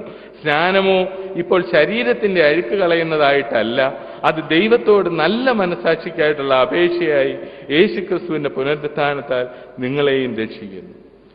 അപ്പോൾ ഇതെല്ലാം കഴിഞ്ഞിട്ട് ഞങ്ങളിങ്ങനെ സ്നാനം കർത്താവെ അവിടുന്ന് ആഗ്രഹിക്കുന്നെങ്കിൽ സ്നാനത്തിന് സമയം തന്നെ സ്നാനപ്പെടണം ഇങ്ങനെ പ്രാർത്ഥിച്ചുണ്ട്. ഒരു ദിവസം കർത്താവ് പെട്ടെന്ന് പറഞ്ഞു, നിങ്ങൾ പോയി സ്നാനപ്പെടുക. അപ്പൊ പെട്ടെന്ന് ഇത് പറഞ്ഞു കഴിഞ്ഞപ്പോൾ ഞങ്ങൾക്ക് കർത്താവ് എവിടെ പോകണം, എങ്ങനെയാ സ്നാനപ്പെടണ്ടേ ചോദിച്ചപ്പോൾ കർത്താവ് പറഞ്ഞു, നിങ്ങൾ പ്രാർത്ഥിക്കുക. ഞങ്ങൾ അറിയാവുന്ന ഓരോരോ ദൈവദാസരെയും സമർപ്പിച്ച് ഇങ്ങനെ പ്രാർത്ഥിച്ചു. ബെന്നിഹിൻ അന്ന് ഇന്ത്യ വരുന്ന സമയമായിരുന്നു. ബെന്നിഹിനെ വരെ സമർപ്പിച്ച് പ്രാർത്ഥിച്ചു. അങ്ങനെ സമർപ്പിച്ച് പ്രാർത്ഥിച്ച് കഴിയുമ്പോൾ കർത്താവ് പറഞ്ഞു നോ. അങ്ങനെ ചോദിച്ചു, പിന്നെ അത് ആരാ കർത്താവ്? കർത്താവ്, നിങ്ങൾക്കായിട്ട് ഞാൻ സ്നാനപ്പെടുത്താൻ ഒരുക്കിയിരിക്കുന്നവൻ ഒരാളാണ്. ഞാൻ ചോദിച്ചു, ആരാ കർത്താവ്? തങ്കു, ഹെവൻലി ഫീസ്റ്റിലെ തങ്കു. ബാക്കി എല്ലാവരെയും സമർപ്പിച്ച് പ്രാർത്ഥിച്ചു, ഈ വ്യക്തിയെ മാത്രം സമർപ്പിച്ച് പ്രാർത്ഥിച്ചിട്ടില്ല. കാരണം ഈ വ്യക്തി ഇങ്ങനെ പ്രോസ്പെരിറ്റി ഗോസ്പലും പറഞ്ഞുകൊണ്ട് നടക്കുന്ന ആളാണ്. ഞങ്ങളാണെങ്കിൽ സഹനം കുരിശ് ഇങ്ങനെ നടക്കുക. ഇതിലൂടെ ഉള്ളു വിജയം, ജീവിത വിജയം ഇതേ ഉള്ളൂ. ഇപ്പൊ ഈ പ്രോസ്പെരിറ്റി പറയുന്ന ആളുമായിട്ട് എങ്ങനെയാ കർത്താവ് ചോദിച്ചപ്പോൾ, he is my real disciple. കർത്താവ് പറഞ്ഞു കഴിഞ്ഞപ്പോൾ പിന്നെ ഞങ്ങൾക്ക് യാതൊരു സംശയം ഉണ്ടായില്ല. അടുത്ത ദിവസം തന്നെ പുള്ളിക്കാരനെ പോയി പരിചയപ്പെട്ടു. പുള്ളിക്കാരൻ പറഞ്ഞ് കർത്താവ് പറഞ്ഞാണെങ്കിൽ അങ്ങനെ ചെയ്യാം. അങ്ങനെ ഞങ്ങൾ അവിടെ സ്നാനപ്പെട്ടു. ഈ സ്നാനപ്പെടുന്ന ഞാനിത് ഈ സ്നാനത്തിന്റെ കാര്യം പ്രത്യേകം പറഞ്ഞെന്താണെന്ന് വെച്ചാൽ അനുഭവസാക്ഷ്യമാണല്ലോ. അപ്പോൾ ഒരു പ്രത്യേക അനുഭവം പറയാനായിട്ടാണ് എങ്ങനെ കർത്താവിന്റെ അധികാരവും അവകാശവും സ്വർഗത്തിലെ അധികാരവും നമുക്ക് കിട്ടുന്നു എന്നുള്ളത്. അതിന്റെ ഒരു എക്സാമ്പിൾ, ഞങ്ങൾ സ്നാനപ്പെട്ടത് ഒരു വെള്ളിയാഴ്ച ദിവസമായിരുന്നു, ശനിയാഴ്ച ദിവസം. ശനിയാഴ്ച ദിവസം സ്നാനം കഴിഞ്ഞിട്ട് ഞായറാഴ്ച ദിവസം ഇവിടെ ആരാധന കൂടിയിട്ട് പോകാമെന്ന് പറഞ്ഞു. ഞായറാഴ്ച ദിവസം ആരാധന കൂടിയിട്ട് ഞങ്ങൾ തിരിച്ചു പോകുന്നു. അപ്പൊ ഈ അവസരത്തിലൊക്കെ ഞങ്ങളുടെ മോനുണ്ട്, അവന് കർത്താവാണ് ഏകരക്ഷകൻ, കർത്താവാണ് ദൈവം എന്ന് അവന് വ്യക്തമായിട്ട് അറിയാം. പക്ഷേ അവന് കർത്താവുമായിട്ടൊരു എൻകൗണ്ടർ, ഒരു കൂടിക്കാഴ്ച അതുവരെ കിട്ടിയിട്ടില്ല. ഈ കിട്ടാതെ ഇരിക്കുന്ന കാരണം പുള്ളിക്കാരൻ ഭയങ്കര ദേഷ്യം, ചില സമയം പെട്ടെന്ന് വയലന്റ് ആകും. ഞങ്ങൾക്കറിയാം പൈശാചിക ശക്തിയാണ് പ്രവർത്തിക്കുന്നത് എന്നുള്ളത്. ഞങ്ങൾ സഹിച്ച് കർത്താവേ മിണ്ടായി. കർത്താവ് പറയും വെയിറ്റ്, എന്റെ സമയമായിട്ടില്ല, യു വെയിറ്റ് ഇങ്ങനെ പറയും. ഞങ്ങൾ ഒരുപാട് ആൾക്കാരുടെ അടുത്ത് കൊണ്ടുപോയതിന് കണക്കില്ല പ്രാർത്ഥിക്കാനായിട്ട്. എങ്ങനെങ്കിലും കുടുംബം രക്ഷപ്പെട്ടു. പക്ഷെ ഇവൻ ഈ ഇടയ്ക്ക് കർത്താവ് ഇതാണെന്ന് അറിയുകയും ചെയ്യാം. പക്ഷെ ഇടയ്ക്കിടയ്ക്ക് ഇവന്റെ സ്വഭാവം ഭയങ്കരമായിട്ട് വ്യത്യാസം വരും. എല്ലാവരും തലയെ കൈവച്ച് പ്രാർത്ഥിച്ചു. അതിന് ഒത്തിരി റെമഡീസ് ഓരോരുത്തർ പറഞ്ഞു. അതൊന്നും ഞാനിവിടെ പറയുന്നില്ല. അങ്ങനെ ചെയ്യണം, ഇങ്ങനെ ചെയ്യണം, ഇതൊക്കെ പറഞ്ഞു. അറിയാവുന്ന ഏതാണ്ടൊക്കെ ഒത്തിരി അങ്ങനെയുള്ള പ്രവൃത്തികളൊക്കെ ചെയ്തു. എന്തെല്ലാം ചെയ്തു കേട്ടും ഇടയ്ക്കിടയ്ക്ക് അവനിത്. പക്ഷേ കർത്താവ് അതെല്ലാം സഹിക്കാനായിട്ടുള്ള വലിയൊരു കൃപയെ എനിക്ക് തന്നിരുന്നു. അതുകൊണ്ട് ഇവൻ എന്ത് കാണിച്ചാലും ബാക്കിയുള്ളവരെ മാറ്റി വരുന്നത് ഞാൻ പറയും, നിങ്ങൾ അനങ്ങരുത്, നിങ്ങൾ മിണ്ടരുത്, അവനോടൊന്നും പറയരുത്. ഇവൻ എന്നെ അത് പറയും ഞാൻ മിണ്ടാതെ കൂളായിട്ടിരിക്കും. ഈ സ്നാനം കഴിഞ്ഞ് ശനിയാഴ്ച ദിവസം കഴിഞ്ഞു, ആളങ്ങ് തിരിഞ്ഞു. ഞങ്ങൾ വളരെ വിഷമിച്ചു. ഞായറാഴ്ച ദിവസം ഇവിടെ ആരാധനയ്ക്ക് നിങ്ങൾ അങ്ങ് അപ്പുറത്തിരുന്നാൽ മതി, കാർന്ന് കീഞ്ഞെന്ന് വെച്ചാൽ ഞാൻ ഇപ്പുറത്തിരുന്നോളാം. അപ്പോൾ 10,000 പേര് കൂടുന്ന ആരാധനയാണ്. തങ്ങുപ്രവനാണെങ്കിൽ തുടങ്ങിക്കഴിഞ്ഞാൽ പരിശുദ്ധാത്മാവ് നിർത്താൻ പറഞ്ഞാലും നിർത്തത്തില്ല. അത്ര ആ ഒരു സ്പിരിറ്റിൽ പോകുന്ന ആളാണ്. വെറുതെ പറഞ്ഞാണേ പരിശുദ്ധാത്മാവ് നിർത്തും. പക്ഷെ എന്നാലും ഒരു 1 മണിക്ക് നിർത്തണമെന്നുള്ള 2-3 മണി വരെ ഇങ്ങനെ നീട്ടിപ്പോവും. ഈ 3 മണി വരെ വെയിലെത്തവൻ കാറിനകത്ത് അടച്ചിരിക്കുക. തിരിച്ചു ചെല്ലുമ്പോൾ എന്തായിരിക്കും കർത്താവ് സ്ഥിതി? അതിന്റെ കീയങ്ങാണം അതിനകത്ത് വെച്ച് അടച്ചിട്ട് പോകുന്ന വെച്ചാൽ കോട്ടയത്ത് നിന്ന് കൊല്ലം വരെ വരണം. വയസ്സായ അമ്മയിരിക്കുന്ന അമ്മയൊക്കെ കൊണ്ടുവരണം. ആ പട വിഷമിച്ചു. എന്തായാലും തിരിച്ചവിടെ ചെന്നപ്പോൾ അങ്ങനെ നോക്കിയിരിക്കാം. മേലാൽ എന്നെ ഇതിനൊന്നും വിളിച്ചേക്കരുത്. കർത്താവെ ഇതങ്ങ് ഇളകിയോ? അപ്പൊ ഏറ്റവും വലിയ അത്ഭുതം എന്താണെന്ന് വെച്ച് കഴിഞ്ഞാൽ ഇതങ്ങോട്ട് സാധാരണഗതിയിൽ ഇങ്ങനെ വരുമ്പോൾ എനിക്ക് കൃപ വരും. ഇത് എന്റെ കൃപ മുഴുവൻ എടുക്കപ്പെട്ടു. എനിക്ക് യാതൊരു കൃപയുടെ അനുഭവമില്ല, കർത്താവുമില്ല, ആരുമില്ല. ഞാൻ വിചാരിച്ചു എന്തുവാ കർത്താവ് ഇത്? സ്നാനപ്പെട്ട് കഴിഞ്ഞ് എന്തുവാ കർത്താവ് ഇത്? ഞാൻ ആകെ പേരുണ്ടു. ഞായറാഴ്ചയായി മുഴുവൻ സമയം. ഞായറാഴ്ച അവിടുന്ന് വീട്ടിൽ വന്ന പാട് ഞങ്ങൾക്കേ അറിയത്തുള്ളൂ. കാറിനകത്തിരിക്കുന്നു, ഇടയ്ക്കിടയ്ക്ക് തുറക്കുന്നു, ഡോറ് വലിച്ചടയ്ക്കുന്നു, ബഹളം. തിങ്കളാഴ്ച ദിവസം ഭയങ്കര ബഹളം. വീട്ടിൽ അവിടെ പെട്ട ബ്രീഫ് കേസുകൾ കൊണ്ടുവന്നൊക്കെ വലിച്ചിട്ട് എറിഞ്ഞ്. അപ്പൊ ഇതൊന്നുമല്ല, നശിപ്പിക്കുന്നതല്ല, ഒരു നോട്ടമുണ്ട് മുഖത്ത് ഇങ്ങനെ വെച്ചാൽ സാക്ഷാൽ സാത്താനെ ഞാൻ കാണുന്ന അപ്പോഴാണ്. ആ നോട്ടം, ഈ നോട്ടം വിറയ്ക്കുക മനുഷ്യനിരുന്ന്. അതിൻ്റെ കൂടെ എനിക്ക് എൻ്റെ കൃപയും. എന്നെ ശരിക്കും പറഞ്ഞാൽ എന്താ പറയുന്നത്, ഒരു വലിയ ഒരു 15 നില കെട്ടിടത്തിന്റെ മുകളിൽ ഒരു ഉരുളം കല്ലേ കയറ്റി നിർത്തിയാൽ എങ്ങനെയുണ്ട്? ആ കല്ല് ഉരുണ്ടോണ്ടിരിക്കുക, ഏത് സമയം വീഴും. മായമെന്ന് ചോദിക്കുക, എന്താ വേണ്ട, എന്തോ ചെയ്യുന്നത്? ഞാൻ പറഞ്ഞിരിക്കും, അവനെ ഞാൻ ശരിയാക്കും. കാരണം എന്നെ കൃപയില്ല, കർത്താവില്ല. കർത്താവ് എവിടെ പോയെന്ന് എനിക്കറിയത്തില്ല. ഞാൻ എന്ത് ചെയ്യും? ഒന്നും ചെയ്യാനൊക്കെ എൻ്റെ നിസ്സഹായത എനിക്കറിയാം. ശരിക്കും ജീവൻ മരണ സംഘടന ഞാൻ അറിഞ്ഞാണ്. എനിക്ക് ഒന്നും മനസ്സിലാവുന്നില്ല. ഞാൻ പറഞ്ഞു അവനെ ഞാൻ കൊല്ലും. ഇങ്ങനെ പറഞ്ഞു, ഞാൻ അവനെ കൊല്ലും. കാരണം എനിക്ക് പറ്റുന്നില്ല. എനിക്ക് എന്ത് ചെയ്യാൻ പറ്റും? അത്ര ഇത്ര ഞാൻ പറഞ്ഞെന്നുള്ളൂ, ടോർച്ചർ മുഴുവൻ പറയുന്നില്ല, അത്ര ടോർച്ചറാ. അവസാനം തിങ്കളാഴ്ച രാവിലെ 8 മണിയായപ്പോൾ മായ പോയി മോളിൽ പോയി സംസാരിച്ചപ്പോൾ പറഞ്ഞു, നിങ്ങളെല്ലാവരും കൂടെ എനിക്ക് ഭയങ്കര ഗൂഢാലോചന നടത്തുകയാണെന്ന് എനിക്ക് മനസ്സിലായി. മായ ചോദിച്ചു, എന്തുവാ കൂടെ? നിങ്ങൾ 3 പേരും കൂടെ. അപ്പൊ ഞാനും മായയും എൻ്റെ മോള് അമ്മു, ഞങ്ങൾ 3 പേരും കൂടെ ഗൂഢാലോചനയാണത്. നിങ്ങൾ എന്നോടൊന്നും പറയാതെ നിങ്ങൾ മറഞ്ഞു പോയി ഓരോന്നിരുന്ന് സംസാരിക്കുന്നു, നിങ്ങൾ ബാക്കിയുള്ളത് ചെയ്യുന്നു, അത് ചെയ്യുന്നു, ഇത് ചെയ്യുന്നു, എനിക്കെതിരെയുള്ള ഗൂഢാലോചന. എന്നെ വിളിച്ചപ്പോൾ ഞങ്ങൾ എന്തോ ചെയ്യണം? നിങ്ങൾ എന്തോ ചെയ്യണമെന്നോ? വാ, അച്ഛൻ അമ്മ എല്ലാവരും കൂടെ വന്ന് എൻ്റെ കാലിൻ്റെ കാലെ പിടിച്ച് മാപ്പി ചോദിക്കും, മേലാൽ ഇങ്ങനെ ചെയ്യത്തില്ലെന്ന്. എന്തോ ചെയ്യത്തില്ല. ഇവിടെ ഞാൻ കർത്താവിൻ്റെ കാര്യമൊന്നും പറയണ്ട, എൻ്റെ മുട്ട വീണ് മാപ്പി ചോദിക്കണം, ക്ഷമ ചോദിക്കണം, ഇങ്ങനെ ചെയ്ത് ഇനി മേലെ ചെയ്യത്തില്ലെന്നും പറയണം. ഇവിടെ നേരെ ഓടി ഇറങ്ങി താഴെ വന്നു. വേണ്ട ഇങ്ങനെയൊക്കെ പറഞ്ഞു. ഞാൻ പറഞ്ഞു, എന്നെ കൊണ്ടൊക്കത്തില്ല കഴിക്കാൻ. അയ്യോ ഇങ്ങനെയൊക്കെ പറയുന്നു, ഇനി എന്ത്? ഞാൻ പറഞ്ഞു, എനിക്ക് അറിഞ്ഞുകൂടാ. ഒന്ന് മുകളിലോട്ട് വന്നിരുന്ന് ഒന്ന് അവനോട് എന്തെങ്കിലും ഒന്ന് പറ. ഞാൻ പറഞ്ഞു, ഞാൻ വരത്തില്ല. ഇപ്പൊ കർത്താവിനൊരു പരിപാടിയുണ്ട്, ഈ എന്താ പറയുന്നത്, സീസോ ബെഞ്ചോ ഒരെണ്ണമല്ലോ പിള്ളേർ കളിക്കുന്നത്. ഒരാൾ താഴുമ്പോൾ മറ്റേ പോകും, മറ്റേ താഴുമ്പോൾ ഇയാളെ പോകും. അങ്ങനെ മായ്ക്ക് കുറച്ചുകൂടെ കഴിവ് കൊടുത്ത സമയത്ത് കർത്താവ് അത് പറഞ്ഞു, ഒന്നും പേടിക്കണ്ട, കർത്താവ് ശരിയായിക്കോളും, ബാ നമുക്ക് പോവാം. ഞാൻ പറഞ്ഞു, ഞാൻ കിടന്ന് ദേഷ്യപ്പെട്ടാ വരുന്നത്. എനിക്ക് നിലയില്ല. ഞാൻ പറഞ്ഞില്ല, ഞാൻ വീഴും. അപ്പം വീഴുന്നതെന്ന് വെച്ചാൽ ഇവനെ കൊലപാതകത്തിലോട്ടാ. മേളത്തെ നിലയെ വിളിച്ചോണ്ട് പോയി. അവിടെ പോയപ്പോൾ ഇങ്ങനെ ഇരിക്കുകയാണ് ഞാൻ. ഇത്തിരി കഴിഞ്ഞ് ഇപ്പുറത്തോട്ട് മാറുന്നത്. ഞാൻ മായയുടെ കൈ പിടിച്ചു. ഞാനൊരു അലർച്ചയായിരുന്നു. അവളിപ്പോഴും പറയും, ഇത്രയും അലറിയ ഒരു പ്രാർത്ഥന കേട്ടല്ലോ. എൻ്റെ കർത്താവേ, ഇതിനാണോ ഈ സ്നാനമെന്നും പറഞ്ഞ് കർത്താവ് വിളിച്ചോണ്ട് പോയത്? ഇതാണോ സ്നാനത്തിന്റെ എഫക്റ്റ്? സ്നാനത്തിലൂടെ ഒന്നും കിട്ടാനായിട്ട് ഞാൻ പറഞ്ഞല്ലോ കർത്താവേ. എനിക്ക് ഒന്നും വേണമെന്ന് ഞാൻ പറഞ്ഞില്ല, ഒരു സംഗതിയും വേണമെന്ന് പറഞ്ഞില്ല. ഈ പരീക്ഷണം, ഇതാണോ ഇത് ഒരുത്തന്റെ മരണത്തിൽ കലാശിക്കുന്നത്? ഒരനക്കവും ഇല്ല. അത്ര കാലത്ത് നിലവിളിച്ചിട്ട് ഞാൻ പറഞ്ഞു, എന്തായാലും ഇരിക്കാം. വാ, അവൾ പറഞ്ഞു, ഇരിക്കും. അവിടെ ഇരുന്നു. അവനെ വിളിച്ചു വന്നു. അപ്പോൾ ഈ നോട്ടം സാത്താൻ ചോദിച്ചു, എന്താ വേണ്ടേ? എൻ്റെ മുമ്പിൽ വന്ന് എൻ്റെ കാലെ വീണം മാപ്പി ചോദിക്കണം. ഇത്ര ആയപ്പോൾ ശരിക്കും പറഞ്ഞു കഴിഞ്ഞാൽ ഈ ഒരു മറുപടി ഇങ്ങോട്ട് വന്നപ്പോൾ ഞാനല്ലാതായി മാറുക. പിന്നെ അവിടെ സംസാരിച്ചതും പ്രവർത്തിച്ചതും ഒന്നും ഞാനല്ല. ഞാൻ പറഞ്ഞു, ഞാൻ ചോദിച്ചു, പിന്നെ ഞാൻ കേൾക്കുകയായി പറയുന്നതൊക്കെ. ഞാൻ നോക്കി ചോദിച്ചു, എന്താ നീ പറഞ്ഞേ? എന്നാ പറഞ്ഞു, എൻ്റെ കാലിൽ വീണ് മാപ്പി ചോദിക്കണം. ഞാൻ പെട്ടെന്ന് നേരെ എഴുന്നേറ്റ് മുഖത്തോട്, ഇത് ഞാനല്ല, നിങ്ങൾക്ക് അറിയത്തില്ല, ഞാനല്ല. ശരിക്കും ഒരു കണ്ണിലോട്ട് നോക്കിക്കൊണ്ട് ചോദിച്ചു, മോനെ, ഞങ്ങളുടെ മോനായിട്ടുള്ള അപ്പുവിനെ എനിക്കറിയാം, നിന്നിൽ പ്രവർത്തിക്കുന്ന ഈ ദുഷ്ടശക്തിയെയും എനിക്കറിയാം. നിങ്ങൾ രണ്ട് വ്യക്തിത്വങ്ങളാണ്. ആദ്യം ഞാൻ ആ ദുഷ്ടശക്തിയോട് സംസാരിക്കാൻ പോവാ. ഇത്രയും പറഞ്ഞു കഴിഞ്ഞപ്പോൾ 3 ദിവസമായിട്ട് കർത്താവിൻ്റെ ഒരു സ്വരം ആദ്യമായിട്ട് കേട്ടത്, വേണ്ട, ആദ്യം അവനോട് സംസാരിച്ചാൽ മതി. ഞാൻ പറഞ്ഞു, ശരി, ആദ്യം ഞങ്ങളുടെ മോനായിട്ടുള്ള അപ്പുവിനോട് സംസാരിക്കാൻ പോവാ. ഞാൻ പറഞ്ഞു, മോനെ, നീ ഞങ്ങളുടെ അടുത്ത് എന്ത് വേണമെന്ന് പറഞ്ഞു കഴിഞ്ഞാലും, നീ ഞങ്ങളുടെ അടുത്ത് മരിക്കണമെന്ന് പറഞ്ഞാലും, ഇപ്പൊ തലവെട്ടണമെന്ന് പറഞ്ഞാൽ നീ പിശാചി കൊണ്ടുപോയി ഞങ്ങൾ ചെയ്തു തരാം. പക്ഷേ നിന്നിൽ പ്രവർത്തിക്കുന്ന ഈ രണ്ടാമത്തെ ശക്തി ഉണ്ടല്ലോ, ദുഷ്ടൻ, അത് പിശാചാണ്. നീ എൻ്റെ കണ്ണിലേക്ക് നോക്കി, നീ പിശാചാണ്. നിന്നോടാ ഞാൻ സംസാരിക്കുന്നത്, അല്ല എൻ്റെ മോനായിട്ടുള്ള അപ്പുവിനോടല്ല സംസാരിക്കുന്നത്. എടാ വിട്ടുപോടാ യേശുവിന്റെ നാമത്തിൽ ഇവിടുന്ന്. വിട്ടുപോകാനോ? എന്താന്ന് വിട്ടുപോകാനാ പറയുന്നത്? ഞാൻ പറഞ്ഞു, എടാ നിന്നോടാ പറയുന്നത് യേശുവിന്റെ നാമത്തിൽ ഇറങ്ങാനോട്. എനിക്കറിയത്തില്ല ഇതൊക്കെ എവിടുന്ന് വരിക, എങ്ങനെ പറയാറ്, എനിക്കൊന്നും അറിഞ്ഞുകൂടാ. ഞാൻ ഇതുവരെ ഇങ്ങനെ ചെയ്തിട്ടുമില്ല.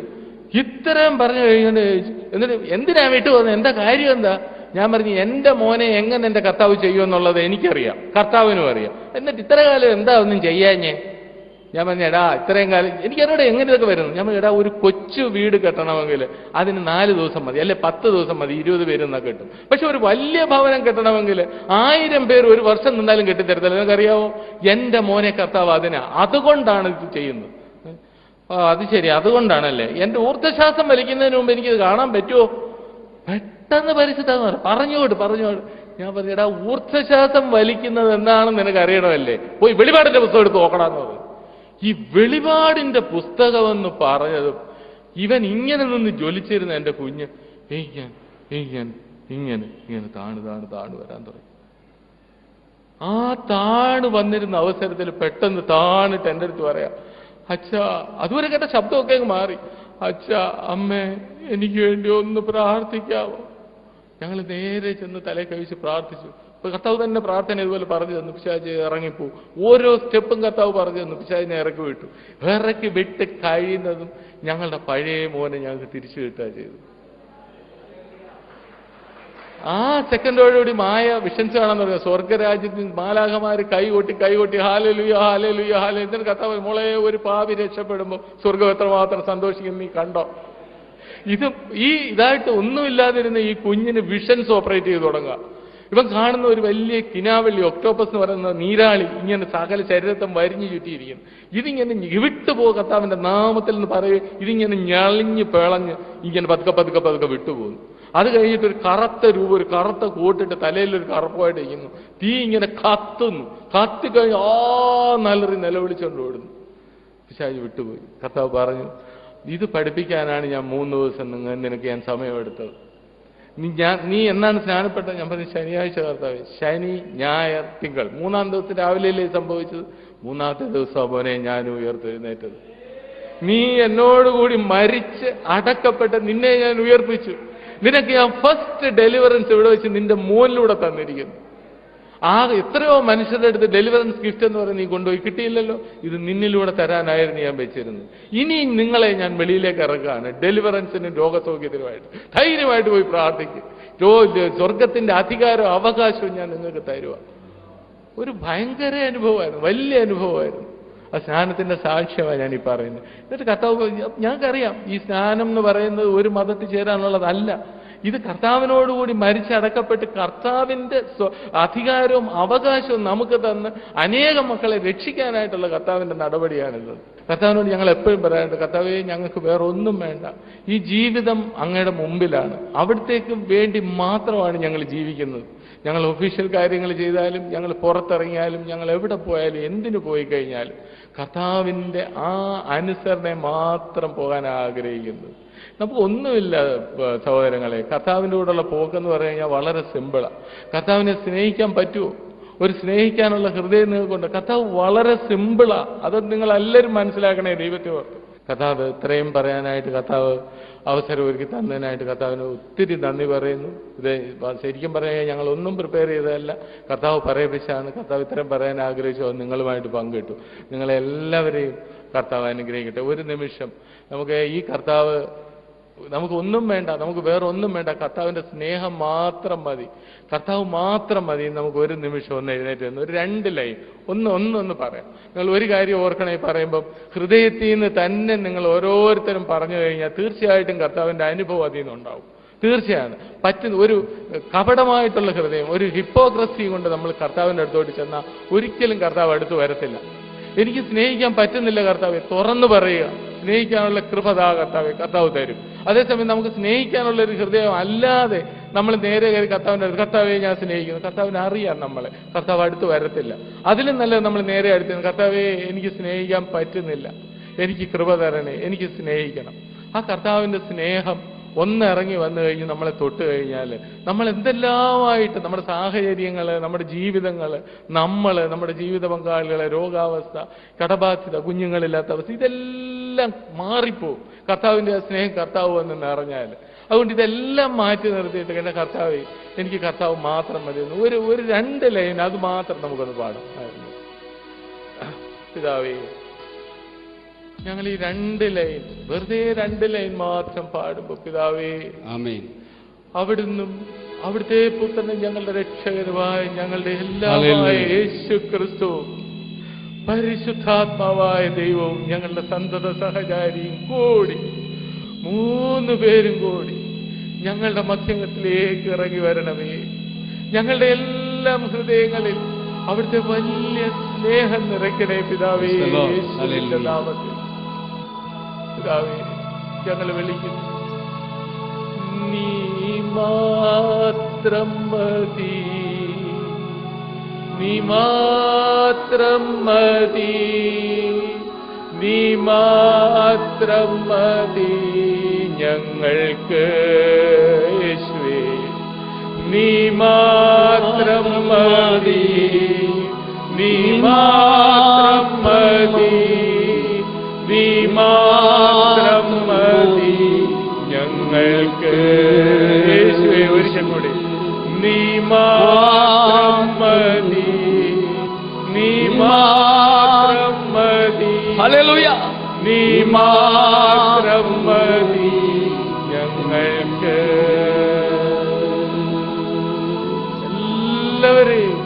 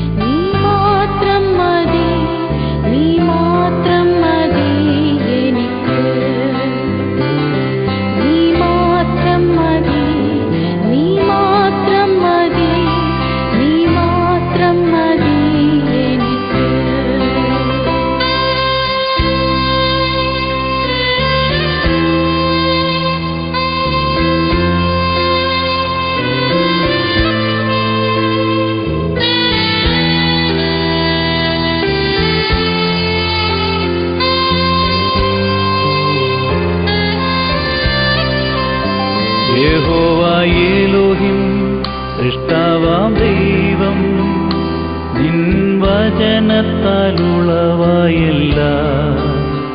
യഹോവയില്ലയോ അത്യുന്നതൻ നീ, നിന്നെപ്പോലെ മറ്റാരുമില്ല. യഹോവ ശാലോം എൻ സമാധാനം നൽകി നിൻ ശാന്തി എന്നിൽ. നീ മാത്രം മതി, നീ മാത്രം മതി, നീ മാത്രം മതി എനിക്ക്.